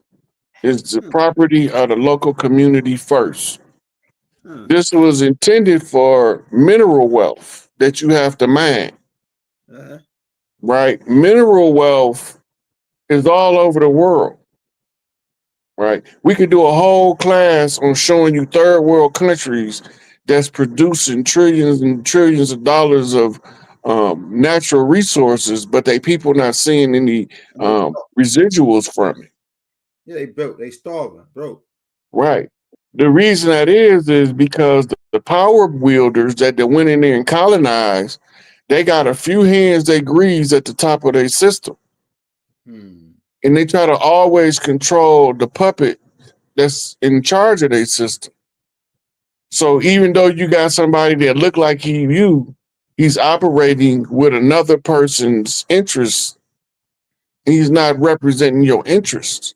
When I come on here, I don't just speak for one tribe. I speak for all of them because I want all of us to be made whole. I can't favor one tribe over the other because we all been done dirty. Right. The only thing I can do is shake my head in apathy, looking at the tribes fighting against each other, and knowing that the colonizers are the ones that turned us against each other. Right. And they use infiltration, espionage, Manchurian candidates, infiltration, all to usurp us and turn us against each other so that they can continuously reap the benefits of our inept application of our territorial rights on the land. Right. I don't care if one person from all of these tribes disagree with me. But the majority of the leadership of the tribes, when they hear what I'm talking about and what I'm explaining, they know exactly that I know what I'm talking about. I done had chiefs come out aggressive at first. Who is you and where you come from? Yeah, that's right. Right? And then when I go to talking to them, we have a conversation. They not mad at me no more. Yeah, that's right. They like, how can I help? Right. But the ones we ain't never had a conversation with, it's the easiest ones to turn against us. Right. Because they don't know your sincerity. They don't know where your heart is at. Right. Right. I just sent you a clip, L. See if you can, while we going over some of this other stuff. Huh? While we going over this other stuff, see if you can load that clip I just sent you. Now clips gonna be hard because I had to do a transfer, and it depends on how long it is though. If it's real short, it's only like 2 minutes. Oh yeah, see if it's over a minute and 30, it ain't gonna let me transfer it like that, straight up. Well, you might be just check it out. You might be able to send it on the email through your phone and then open it up on your computer. Yeah, let's see. That might be a good idea. Yeah, my next question, why we got that going, bro? Because I noticed these guys do classical moves. They use classical moves, man. Like they use the same move, they don't never change, right? So the Muhammad Gaddafi, right? This is what I'm saying. Even with Muhammad Adi, right, in Somalia during the Black Hawk Down, they went after them people for the world elite, the bankers. That ain't had nothing to do with the United States, really. I mean, our interest with Muhammad Gaddafi, they say, oh, he printing gold, but that ain't had nothing to do with us as a native people. As native people, though, all those moves were their bankers' cartel moves. They using the United States as a military arm to attack guys on behalf of the bankers. The bankers say, oh, he don't want to get down with us. Hey, dog, sick him. Hey, United States, you dog, stick him. Look, Muhammad Adi, the way that they got Muhammad Adi was the same as COINTELPRO operate. Go ahead. They seen an emerging leader with strong military prowess, and that he was systematically taking over Somalia. The UN peacekeeping forces was heavily armed with U.S. soldiers. So when they did, most of the peacekeeping forces that went in for the peacekeeping mission in Somalia, to stop the civil war, was American soldiers. So they were ordered to close their embassy. This is the same thing that happened in Benghazi. They was ordered to close the embassy in Libya. Yeah. Right. So, and under Muhammad Fawad, when they was closing down the embassy and withdrawing the U.S. troops, that's when they shot the Black Hawk down. Yeah, Muhammad Fawad became a target because they said that the Stone Age soldiers of Somalia shouldn't defeat the technologically advanced United States, but they was giving them the blues with children armies. Right. If you remember, during the same time as Black Hawk Down, Bill Clinton is in office. Yep. And they going through something in Rwanda called the Hutu-Tutsi War. Okay. The Hutus and the Tutsis, I think it was. Well, they were actually at one point the same tribe. What ended up happening to split the tribe is the ones who wanted to modernize moved into the city. Right? And the ones that wanted to keep the culture intact remained out in the rural areas. So when the people over here, our people, was telling the government to intervene like they did in Sarajevo with Slobodan Milosevic, when they interfered on the Kurds and I forgot who they was fighting over there in Europe. They wanted the United States and the UN to intervene in the Rwanda massacre. Bill Clinton gave a press conference and said the reason he not sending any troops to Rwanda was because America had no interest whatsoever in Rwanda. Yeah, right. Let that sink in, because when it was time to go in Europe, they didn't have no interest, but they went. Because George W. Bush, like they crooks, man. All of them, they in the bed together. All of them, really. Yeah. So when you look at what's going on over the last couple hundred years, most of the assassinated leadership is the same pattern as the COINTELPRO initiative. First thing they're going to try to do is the soft sell. The soft sell is to try to get you to sell out. Right.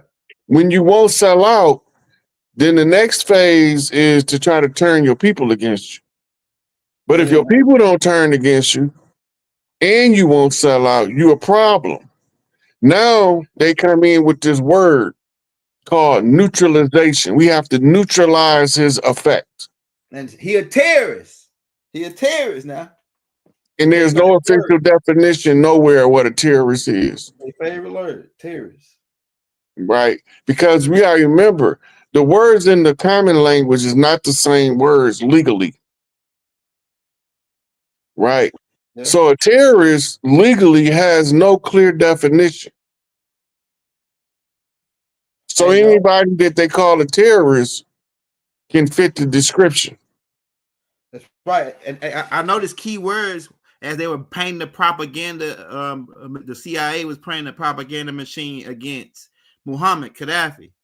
They use words like dictator, terrorist, all the key words that will make you say, okay, he got to go down. We want him to go down.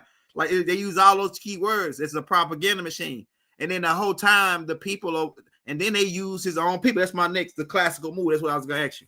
Now, I noticed that every single person I have studied so far, Patrice Lumumba, Thomas Sankara, I think that's how I say his name.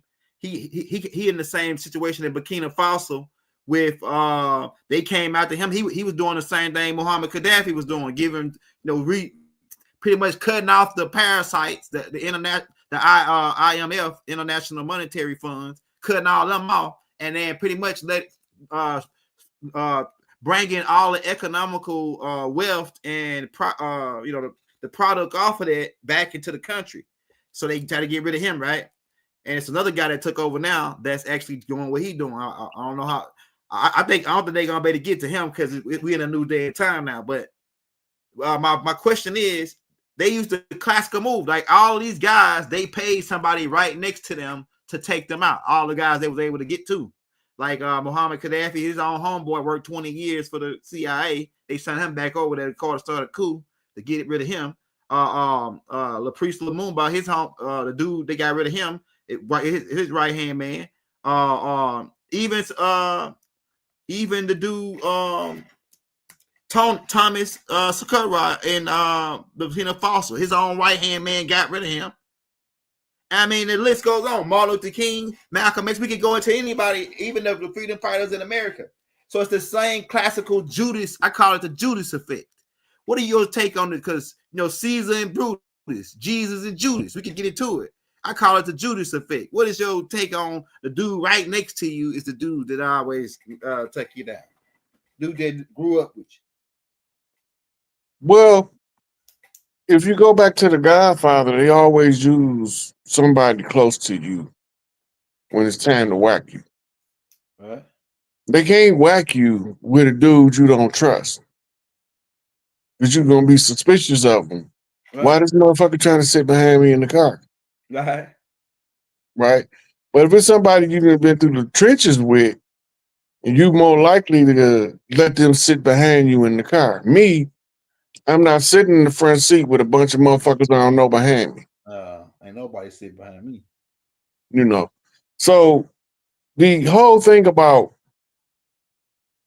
control and power and money, this is what it boiled down to. Right. Control, power, and money. Not necessarily in that order either. Right. The money is what they use as a form of prestige, to show that they're more important than you because they got more money than you. But the money is just monopoly money. The real wealth is yours. And they got more monopoly money, and they think that monopoly money is going to trump your real money. Your real money is your mineral wealth, your fat of the land, your gross domestic product, your gross national product. Right? That's the real money. Your mineral wealth, your mineral rights. All that stuff was given back to us in the UNDRIP, and it was given back to us in the AMDRIP, the American Declaration of the Rights of Indigenous People. They already told us that we had a right to reclaim it, and we had a right to use our oral traditions to do so. So Rod Hayes been following the oral traditions, put it in the public domain. Right. Notice the agent, notice the principle. Becomes legally binding because it's in a time-stamped archivable format that can be retrieved and recovered for verification and proof of truth. So once we understand what's taking place on the land, we don't have to fight with each other as tribes. We just gotta be like, hey, hold on, just get our composure first. Let's get our composure. Where is your leadership at? Let's get our leaderships together from these different tribes, right? But see, when you start talking like that, the average person screaming, I don't need a leader. Them the ones need a leader the most. Go ahead. The ones always screaming about can't nobody tell me what to do. Them the ones who need to be told what the fuck to do. Exactly. The ones that say, if it's a good leader, I can take instructions from them. Or if it's a good leader, I can support them. That's right. Right? If it's somebody that's trying to benefit the most people, I'm with that. Yeah. Right? Them ain't the ones screaming, we don't need a leader. They screaming, where's the leader so we can fix the problems? Right. The leader is just the person in charge of fixing the current problem. Until the next problem arises, another specialist rise up to fix that problem. Right. Right? Our problem was not each other, but now we each other's biggest problem. Right. We knew how to get along with each other as warring tribes. Now we don't know how to get along with each other. Then you got interlopers and masqueraders running around pretending to be us, telling us that we don't know who we are. All the time they cosplaying us in the public. Right. Then when the government come to them and say, yeah, your great grandparents was rolled on the dolls roll, you from Siberia. Right. They feelings get hurt and they feel like that somebody's erasing who they are. Talk facts, Rod. So how the we supposed to feel? How the hell we supposed to feel watching people profess that they us while we not gone? Sit your We $5 here. down before I make change. You dig? So while they sitting there crying that we don't know what we talking about, they being audited by the federal government in real time and getting their tribal reservations cards revoked. Not by the tribe, by the government. Right. Right? And that's that last one I sent you. This is probably the most important one we gonna play. Yeah, that's what I go like. So it's too long for me to put it to my email. And then like I got the video on my phone, but I won't be able to play it unless I can slide it to my laptop. And I can't. My card, the card I need is it's a long way from where I'm at right now. Well, it's more than one way to skin a cat, Elder. Remember, I kept telling y'all. Play that loud on yours. Yeah, play that loud on yours. I mute mine out. Yeah, it's more than one way to skin a cat. We ain't. Hey, I was thinking of 100 different ways while you was talking. Yeah. So now this video is important for one reason only. Remember, I kept telling everybody they know who all of us is, every single one of us. Right. They've been following us our whole life. Well, this guy asks AI. Can you tell me? Ask AI if the government know who the chosen ones are. Go ahead. So I'm gonna play the video and let y'all hear what he say. Powers that be know who the chosen ones are, or who has the ability to really shift the dynamic on this planet, and what do they do about that, if anything?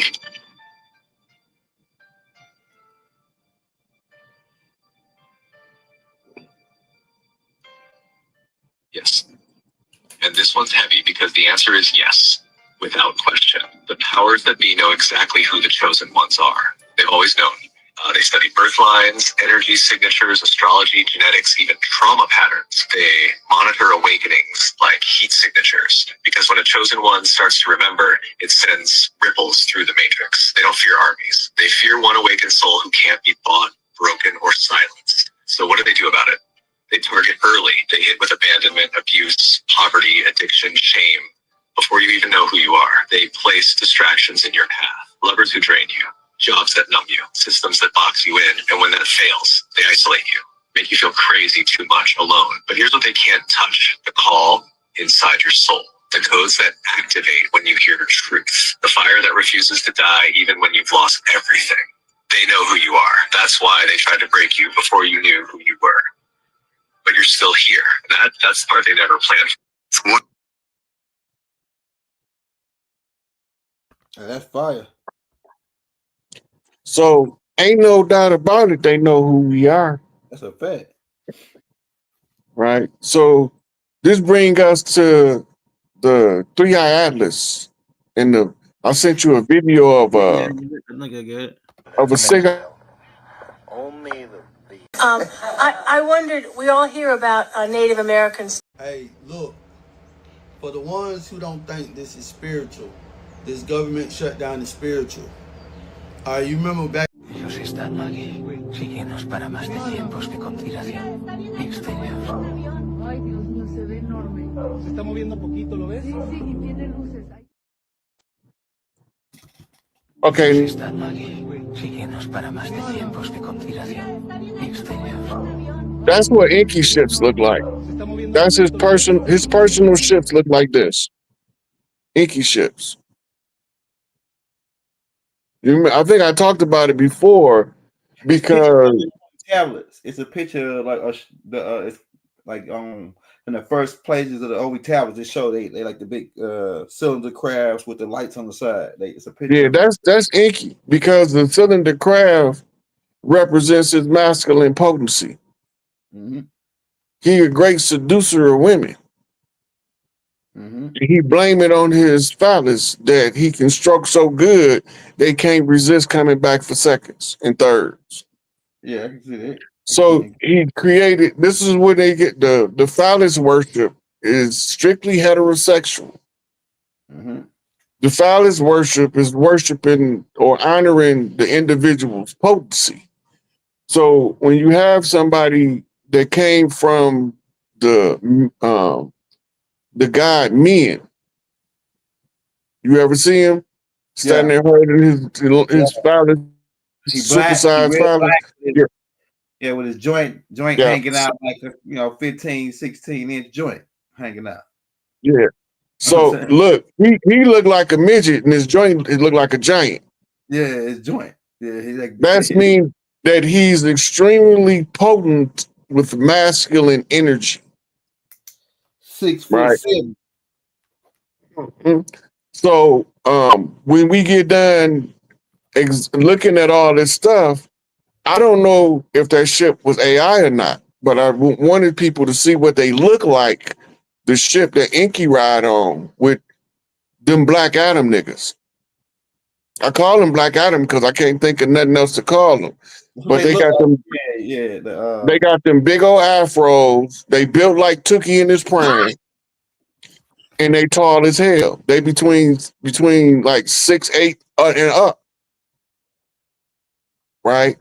And they are not to be played with. Yeah, see, if they ask me what to do to get the world attention, I say send them Black Adam niggas to get Malachi. That'll shut the world the fuck up. Yeah, that'll shut them up. I would tell Inky, send them Black Adam niggas to Ad Max to get Angel Bay and the rest of them political prisoners, Malachi York, and bring them out and let them talk to the people. That's all I would tell them. I would let the ones that they oppressed come out and tell us why they was oppressed by this government. Yeah, just like they did Nelson Mandela. Look, they like the same thing that's happened to Malachi, Jeff Ford, all the people on the land over here. Same thing happened everywhere. These same world elite bankers, these same guys, they go back to Switzerland. These same guys, they put their dogs on you when you don't want to go, when you want to go against what they got going. They put their dogs on you. That's why they had Nelson Mandela locked up, because he spoke out against colonization. When you go against colonization and world, monetary fund control by these big guys at the top, who really some black guys. That's why I don't know if you watched that video I played the other day where I showed Trump meeting with the Ada Barons, and a black guy was standing behind her, telling her what to say to Trump. I said, "Oh yeah, that's one. I'm right there." Right? I don't know if you watched that video. He was the extraterrestrial white lady or the Elder Barons, because they got the brown hair. The black guy was standing. The reptilian was shade shifted, but he was a black dude with like little thin. He looked just like them Al Madrid cats. He looked just like them Al Madrid cats, but he was a black dude standing behind her, telling her what to tell Trump. Yeah. I'm telling you, go back and watch the video that I put out called what it's called. Did Trump meet with the Elder Barons? I wish I would have stayed. I'm gonna go check it out. I didn't even get a chance to see what you had been posting. Remember, I was out of town all week. Yeah, with your babies. Yeah. So, this is a lot of stuff going on. Man, telling you. We also have coronal mass ejection. I think did I send you that? I didn't send you that. Tape, well, this guy right here, this is what he was saying. Only the black-skinned people here, those who are ancestral here, that were thousands of years have been here, or young people, or women who don't want to see their children die of any color of their skin. I wondered, we all hear about Native Americans dying off quite a bit because of diseases, and I noticed you only mentioned one. I wondered where we were with that episode. I wish I could give you a better answer than the answer I'm going to give you, and that is, I'm very cautious about disease and using disease to explain massive depopulation without some more written and archaeological evidence of it. The striking thing when you look at the colonial records, the 16th century especially, is there are very few references to large-scale epidemic disease. Elsewhere in the Indies, if you look at historical demography in central Mexico, in what becomes Colombia, New Granada, and Peru, when disease episodes like that happen, people write about them. Friars write about them, lay officials write about them. Everybody makes mention of these things. And right now, what's striking in the Florida example is how rare those references are to large-scale disease. J.P. Morgan in 1906 hired a photographer called Edward S. Curtis.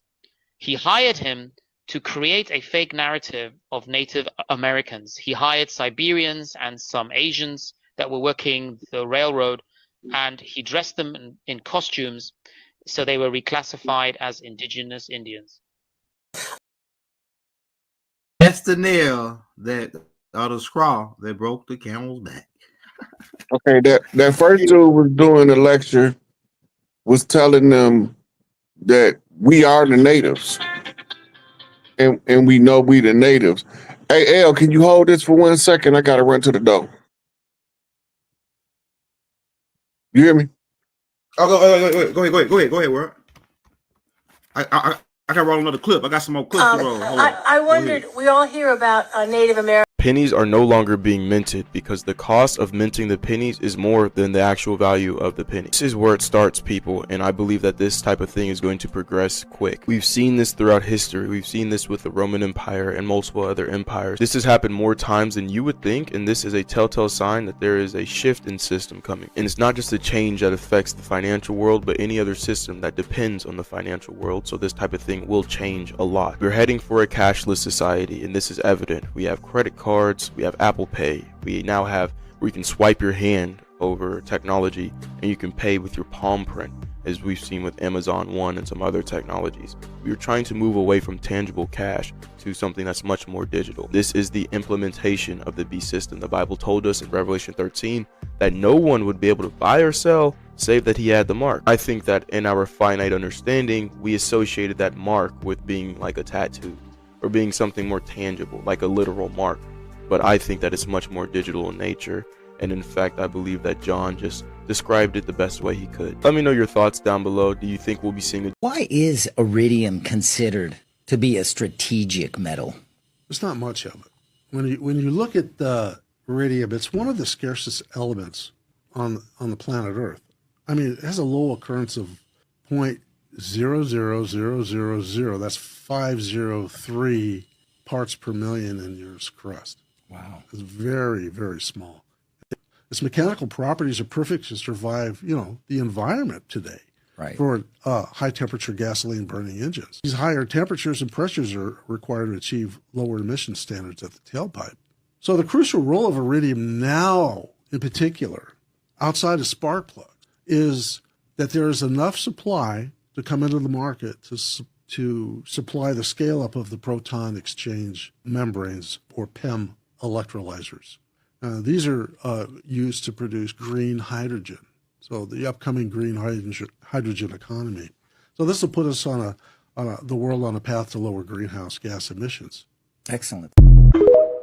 The Genius Act, they named it after me, and I want to thank you.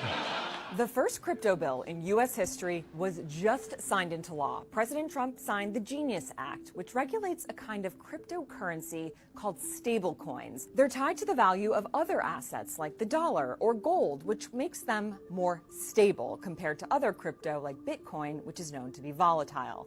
Two of the biggest stablecoins are Tether and Circle. One Tether equals $1 and one Circle equals $1. So why the Genius Act? Well, it creates a regulatory framework which requires people who issue stablecoin to comply with anti-laundering and sanctions rules.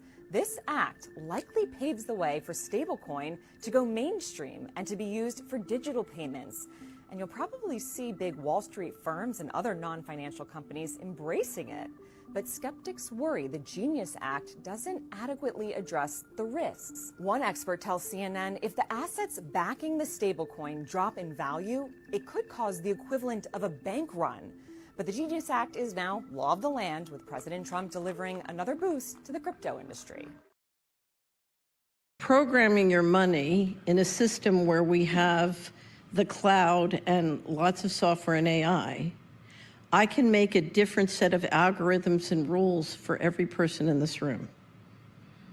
I can track you. It's the equivalent of putting, round-the-clock Stasi teams on you, but they're software bots and they're AI. And I can make up social credit rules as to how you can and cannot use your money. And if you don't accept my healthcare mandates or you don't accept my spatial restrictions, I can turn off your money.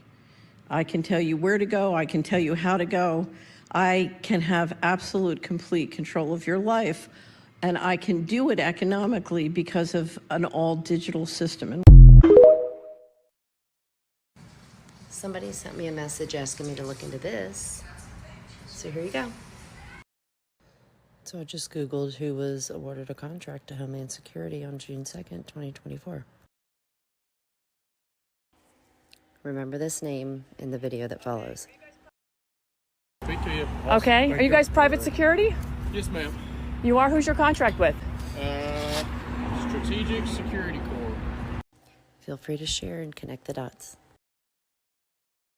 Russia has a strategic precious metals reserve where it keeps gold and platinum and palladium. Historically, it hasn't kept silver, but just recently it announced that it's going to start adding silver to that reserve. And we don't know what that means in terms of ounces or tons or dollars or rubles or anything, but Russia sells a lot of oil, which means it has a lot of free cash flow to invest. So the numbers could be significant, and it could make a difference in silver, which is a very thinly traded small market. So other things being equal, it's a good thing. If you want to hear more, I'm at rubino.substack.com. Call now for John Rubino's new report.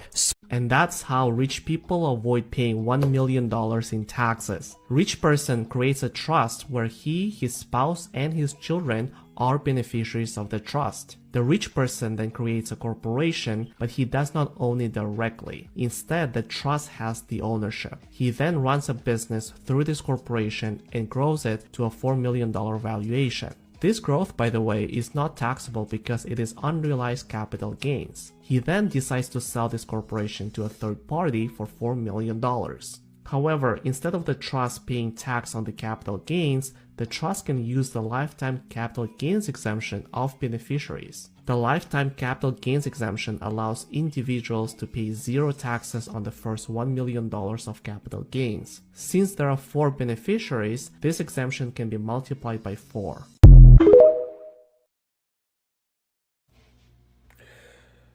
Okay, all you Trumpster and MAGA nuts out there, I know you love your boy, I know you love your idol and your God. I get it. I don't. And let me tell you why. It's stupid crap like this. 25% tariffs on steel and aluminum. Now, think about this. First, let's just say this. I'm assuming that the person that sits in the White House has reasonably intelligent people surrounding them, just in case you try to do something and say something stupid, which is almost every 5 minutes. And they say, well, Mr. President, did you know this? Did you know that? And I'm assuming that he knows, but he just doesn't care. So let's give you the facts. All right. What are tariffs? Money added to imported goods. Okay? So we, United States, since 2021 has imported more steel and aluminum than we export. Let's start with the basic here. Now, your president said this will cause companies to move their businesses over here. Okay. So let's break this down for common sense. If we export, that means bring in, we need to buy more, then we are producing and really he gonna go into my questions. Go ahead. Before I want to talk about what he was saying about the steel and the aluminum. Go ahead. The reason why he put a 25% tariff on it, because we produce it here. Go ahead. if the aluminum we produce is a better quality, but a factory can get cheaper aluminum of a lesser quality at a discount percentage of the original aluminum price, then it would be cost effective to use the lesser aluminum. Whereas if you get the homegrown stock, pure aluminum, whatever you make out of it gonna last longer, right? But the initial purchase price of aluminum in construction, right? This is most telltale in the auto industry. Auto industry is the number one consumer for the iron ores, the aluminum, the steel, the sheet metal. They the number one users of that stuff in automobile production.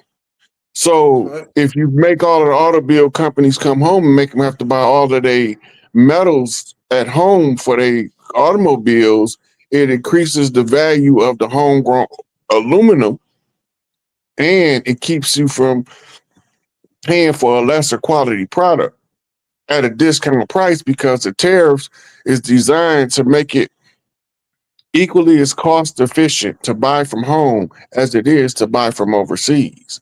So if it's equally as cost efficient, but the quality is the homegrown product is a better quality, then the manufacturer is not going to go with the lesser quality for the same price, which is forcing them to buy domestically, which revitalizes the American aluminum and steel industry. Right. Like a lot of these people is looking. America great again, right, Trump? I mean, right. So a lot of people are looking at what Trump doing, but they don't realize what America produce in gross domestic product, gross national product. They don't know what America produce in mineral wealth. So they assuming that this is going to cause a problem because the minerals you buying from overseas, you have a tariff on them. But it has a dual purpose. One, it slows down American manufacturers from buying foreign metals when they can buy domestic metals, which vitalizes the domestic metal field.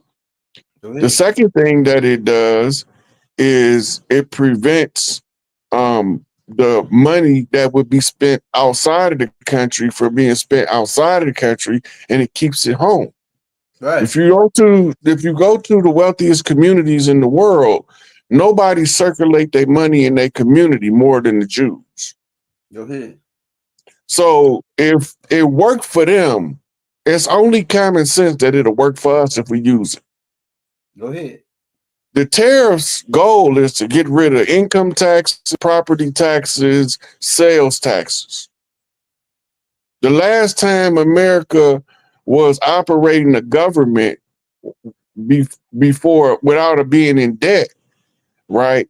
It was sustained itself through the tariffs. When you go back to read the Federalist Papers of the Founding Fathers, you find out that they had the resources here to finance the government, and at the same time they was doing that, you had banking cartels trying to muscle their way in, and they got in through the legal system. Mm-hmm. Hey, Rod, this is what I want to stress though, that based on because we study military strategy, we all over the place, right? Mm-hmm. Now, Trump must have the strategic middle contracts, and that was one of the contracts when they raided his Lago mansion down in Florida. They was looking for them strategic middle contracts, because if he could cut off, say, hey, you can't print this, we're gonna do this with the money, and especially the metals, the strategic metals. Then with the tariffs, if he can, in order to put tariffs on metals, you have to have a strategic metal contract. People got to understand what I'm telling you, and so The that means corporation Trump. So based on what you're saying, you're right, because the U.S. corporation was not allowed to trade in the mineral wealth of the people of the land. Yeah. The only way you could do it is you got to get rid of the corporate government and go to a republic form of government, which takes us back to the tribal government. Donald Trump cut off the feds. I'm telling you. Right.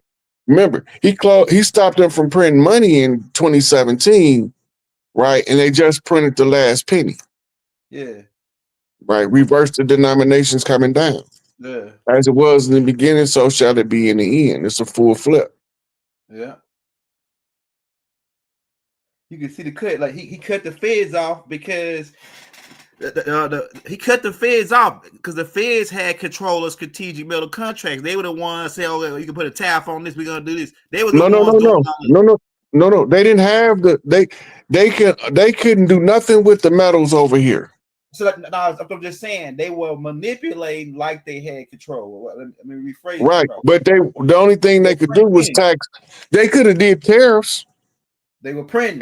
They could have did tariffs on foreign metals. But Right. the domestic mineral wealth is for the tribes. It's not for the world. That's right. Every country got their own domestic wealth source. That's right. Every country. And it's just that the powers that be, the international bankers, figured that with the help of the Vatican, but this all been written behind the scenes by the Swiss priests. Right. And so they use that model of debt systems to secure the assets of the whatever place they set a central bank at, so that they can cut the people off from the true source of wealth and replace it with monopoly money all over the world. Right. Right. We trying to get away from monopoly money. We trying to get back to real money. Mm-hmm. And I know they make you want to. They come in and they subliminally get the Jews are really. And I believe we blaming the wrong gods. The people that they show us as the Jews, right? You know, the white guys. You know, They're not the real Jews. Yeah, these guys are black. These guys that's after us, they look dark skinned, like they look like us, but they ain't us. Yeah. The white guys ain't the guys they top that's after us, man. The guys that really run the show. I'm telling you. Mm-hmm. When they say when you automatically say the Jews, you automatically get in your head the people in Israel. But these people ain't in Israel. Look, we automatically assume the pale-faced Jew, the Sephardic Jew, which is the Spanish Jew, and the Khazarian Jew, which is the Russian Jew. Yep. Yep. So, but them ain't the ones. Those are the front men to take the fall of the dirty Jews, right? Which is the dirty Moors. Yep. Yeah. He shall be a servant to his brothers. The Hamites. The Hamites are black, burnt people, dark-skinned Negroes. I'm telling you, man. Right. So, what we looking at when we went over today was a whole lot of information that catches everybody up to a couple of realities. The government gone. Right. Catch you up to that reality. To catch you up to the reality is they know who we are. Right. Without a doubt or contradiction. That's facts. Right. We also went over information that's showing the signs of the times in nature, from coronal mass ejection, Schumann resonance to the heart frequency of the earth. That's right. Which is the love chakra, which is the heart chakra, which is the green color, symbolizing the return of the green man, the Usirian, the resurrected one, that's right, the great father, that's right, right, who walks with the black dog on his heel, the Orianos, followed by the Sirius. Unless he got a couple puppies, then he got A, B, and C behind him. So what we're looking at in totality is we on the last leg before the floodgates of disclosure bust open. They already then told us who all was involved in the treason. Right. They've been using the Epstein files as a political ping pong ball. Right? Because you got two opposing political factions fighting for supremacy. You got the ones that's trying to restore the power back to the people, and the ones that's trying to keep the power with the 1%. Right. The ones trying to keep the power with the 1%, they keep accusing Trump of being all through the Epstein files. Yeah, he a mad dog. Yeah. Now, and they say that they got a 2011 email where Jeffrey Epstein is saying all this stuff about what Trump did, right? Yeah, sucking. But they're not telling you that was 2011 was like 8 years after Trump told the feds this motherfucker is trafficking children. Yeah. Trump was the original Jeffrey Epstein whistleblower. Most people don't know that. He was the first person that sicked the feds on Jeffrey Epstein. About That's why when he dipping. came in, that's why all of them started getting out. All this Right. stuff started coming out. Yeah. Yeah. Because he's the first one to tell on him because Epstein was sheep dipping girls from his from Mar-a-Lago. That's right. With the Right. pad- Now, I don't care about Trump one way or the other. All I care about is us getting our shit back. Right. But in the course of that, you're looking at this propaganda warfare. When the files finally roll out, it's going to be a whole lot of stuff in there that nobody's ever mentioned before. That's how you're going to know when they truly get released. Yeah. Everything that people talking about, the flight logs. Everybody on the flight logs ain't dirty. But everybody that took that flight that's dirty is on video. On video. Make no mistake about it. Mar-a-Lago had more cameras in it than a Hollywood studio. So if they did the dirt, whether it's Trump or whether it's Bill Clinton or Barack Obama, it don't matter. They on video doing the dirt. Right. And the government have the videos from the Epstein island. The island was it? Little Lolita was the plane. Epstein Island was the island. Right. They got all the videos. The thing they're not telling you is they don't just got videos. They got old black and white real movies. They go all the way back to the earliest days of Hollywood when they was extorting the Hugh Hefner. Yep. Yep. Before Hugh. Yep. Before Hef. But Hefner wasn't part of the honeypot scheme. Right. Hefner was something else. But the thing that they used Hugh for is he was a big old pimp, for lack of a better way to put it. Yeah, pretty much. So the white boy pimp. Yeah. The biggest white boy pimp to ever do it. Besides white folks. I'm down to 10% on my phone now. Yeah. See, I got the hey y'all. We got about 1,500 people on right now. Y'all want to show the Chiefs some love? We got the Cash App on the screen right now. Everybody send them $5. Put them in the game till the next time we come on. If you want to send them 100, show them some love. Put them in the game. We're gonna keep y'all updated on what's going on because what's about to happen is about to happen real fast, y'all. Because now they just opened the government back up. It was a lot of arrests that you didn't know about that just went down quietly. A lot of people got arrested, right? All this stuff about to get ready to come out now that they opening the government back up. A lot of announcements going to be made.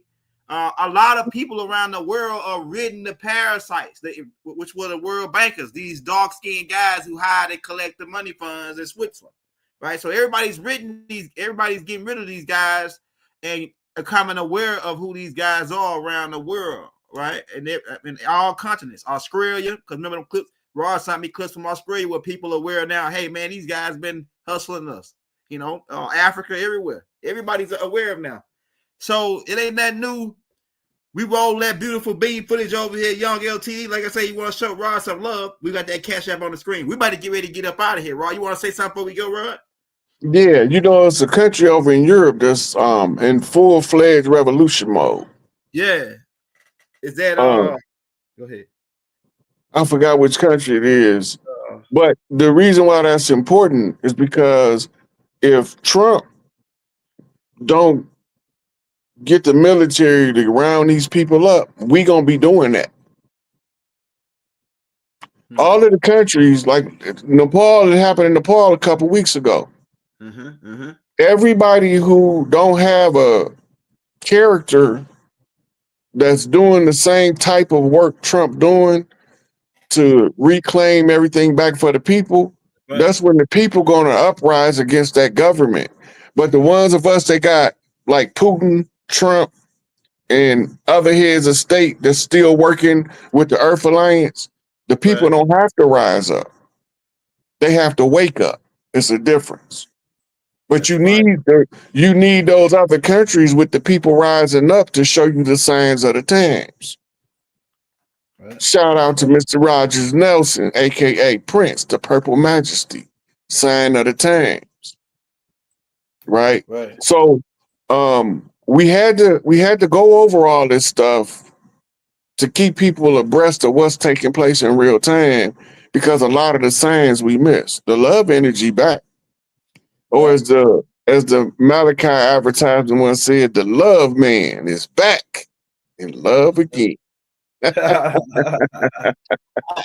I always used to like the beginning of all Doc tapes. See how you always had to do the announcing song.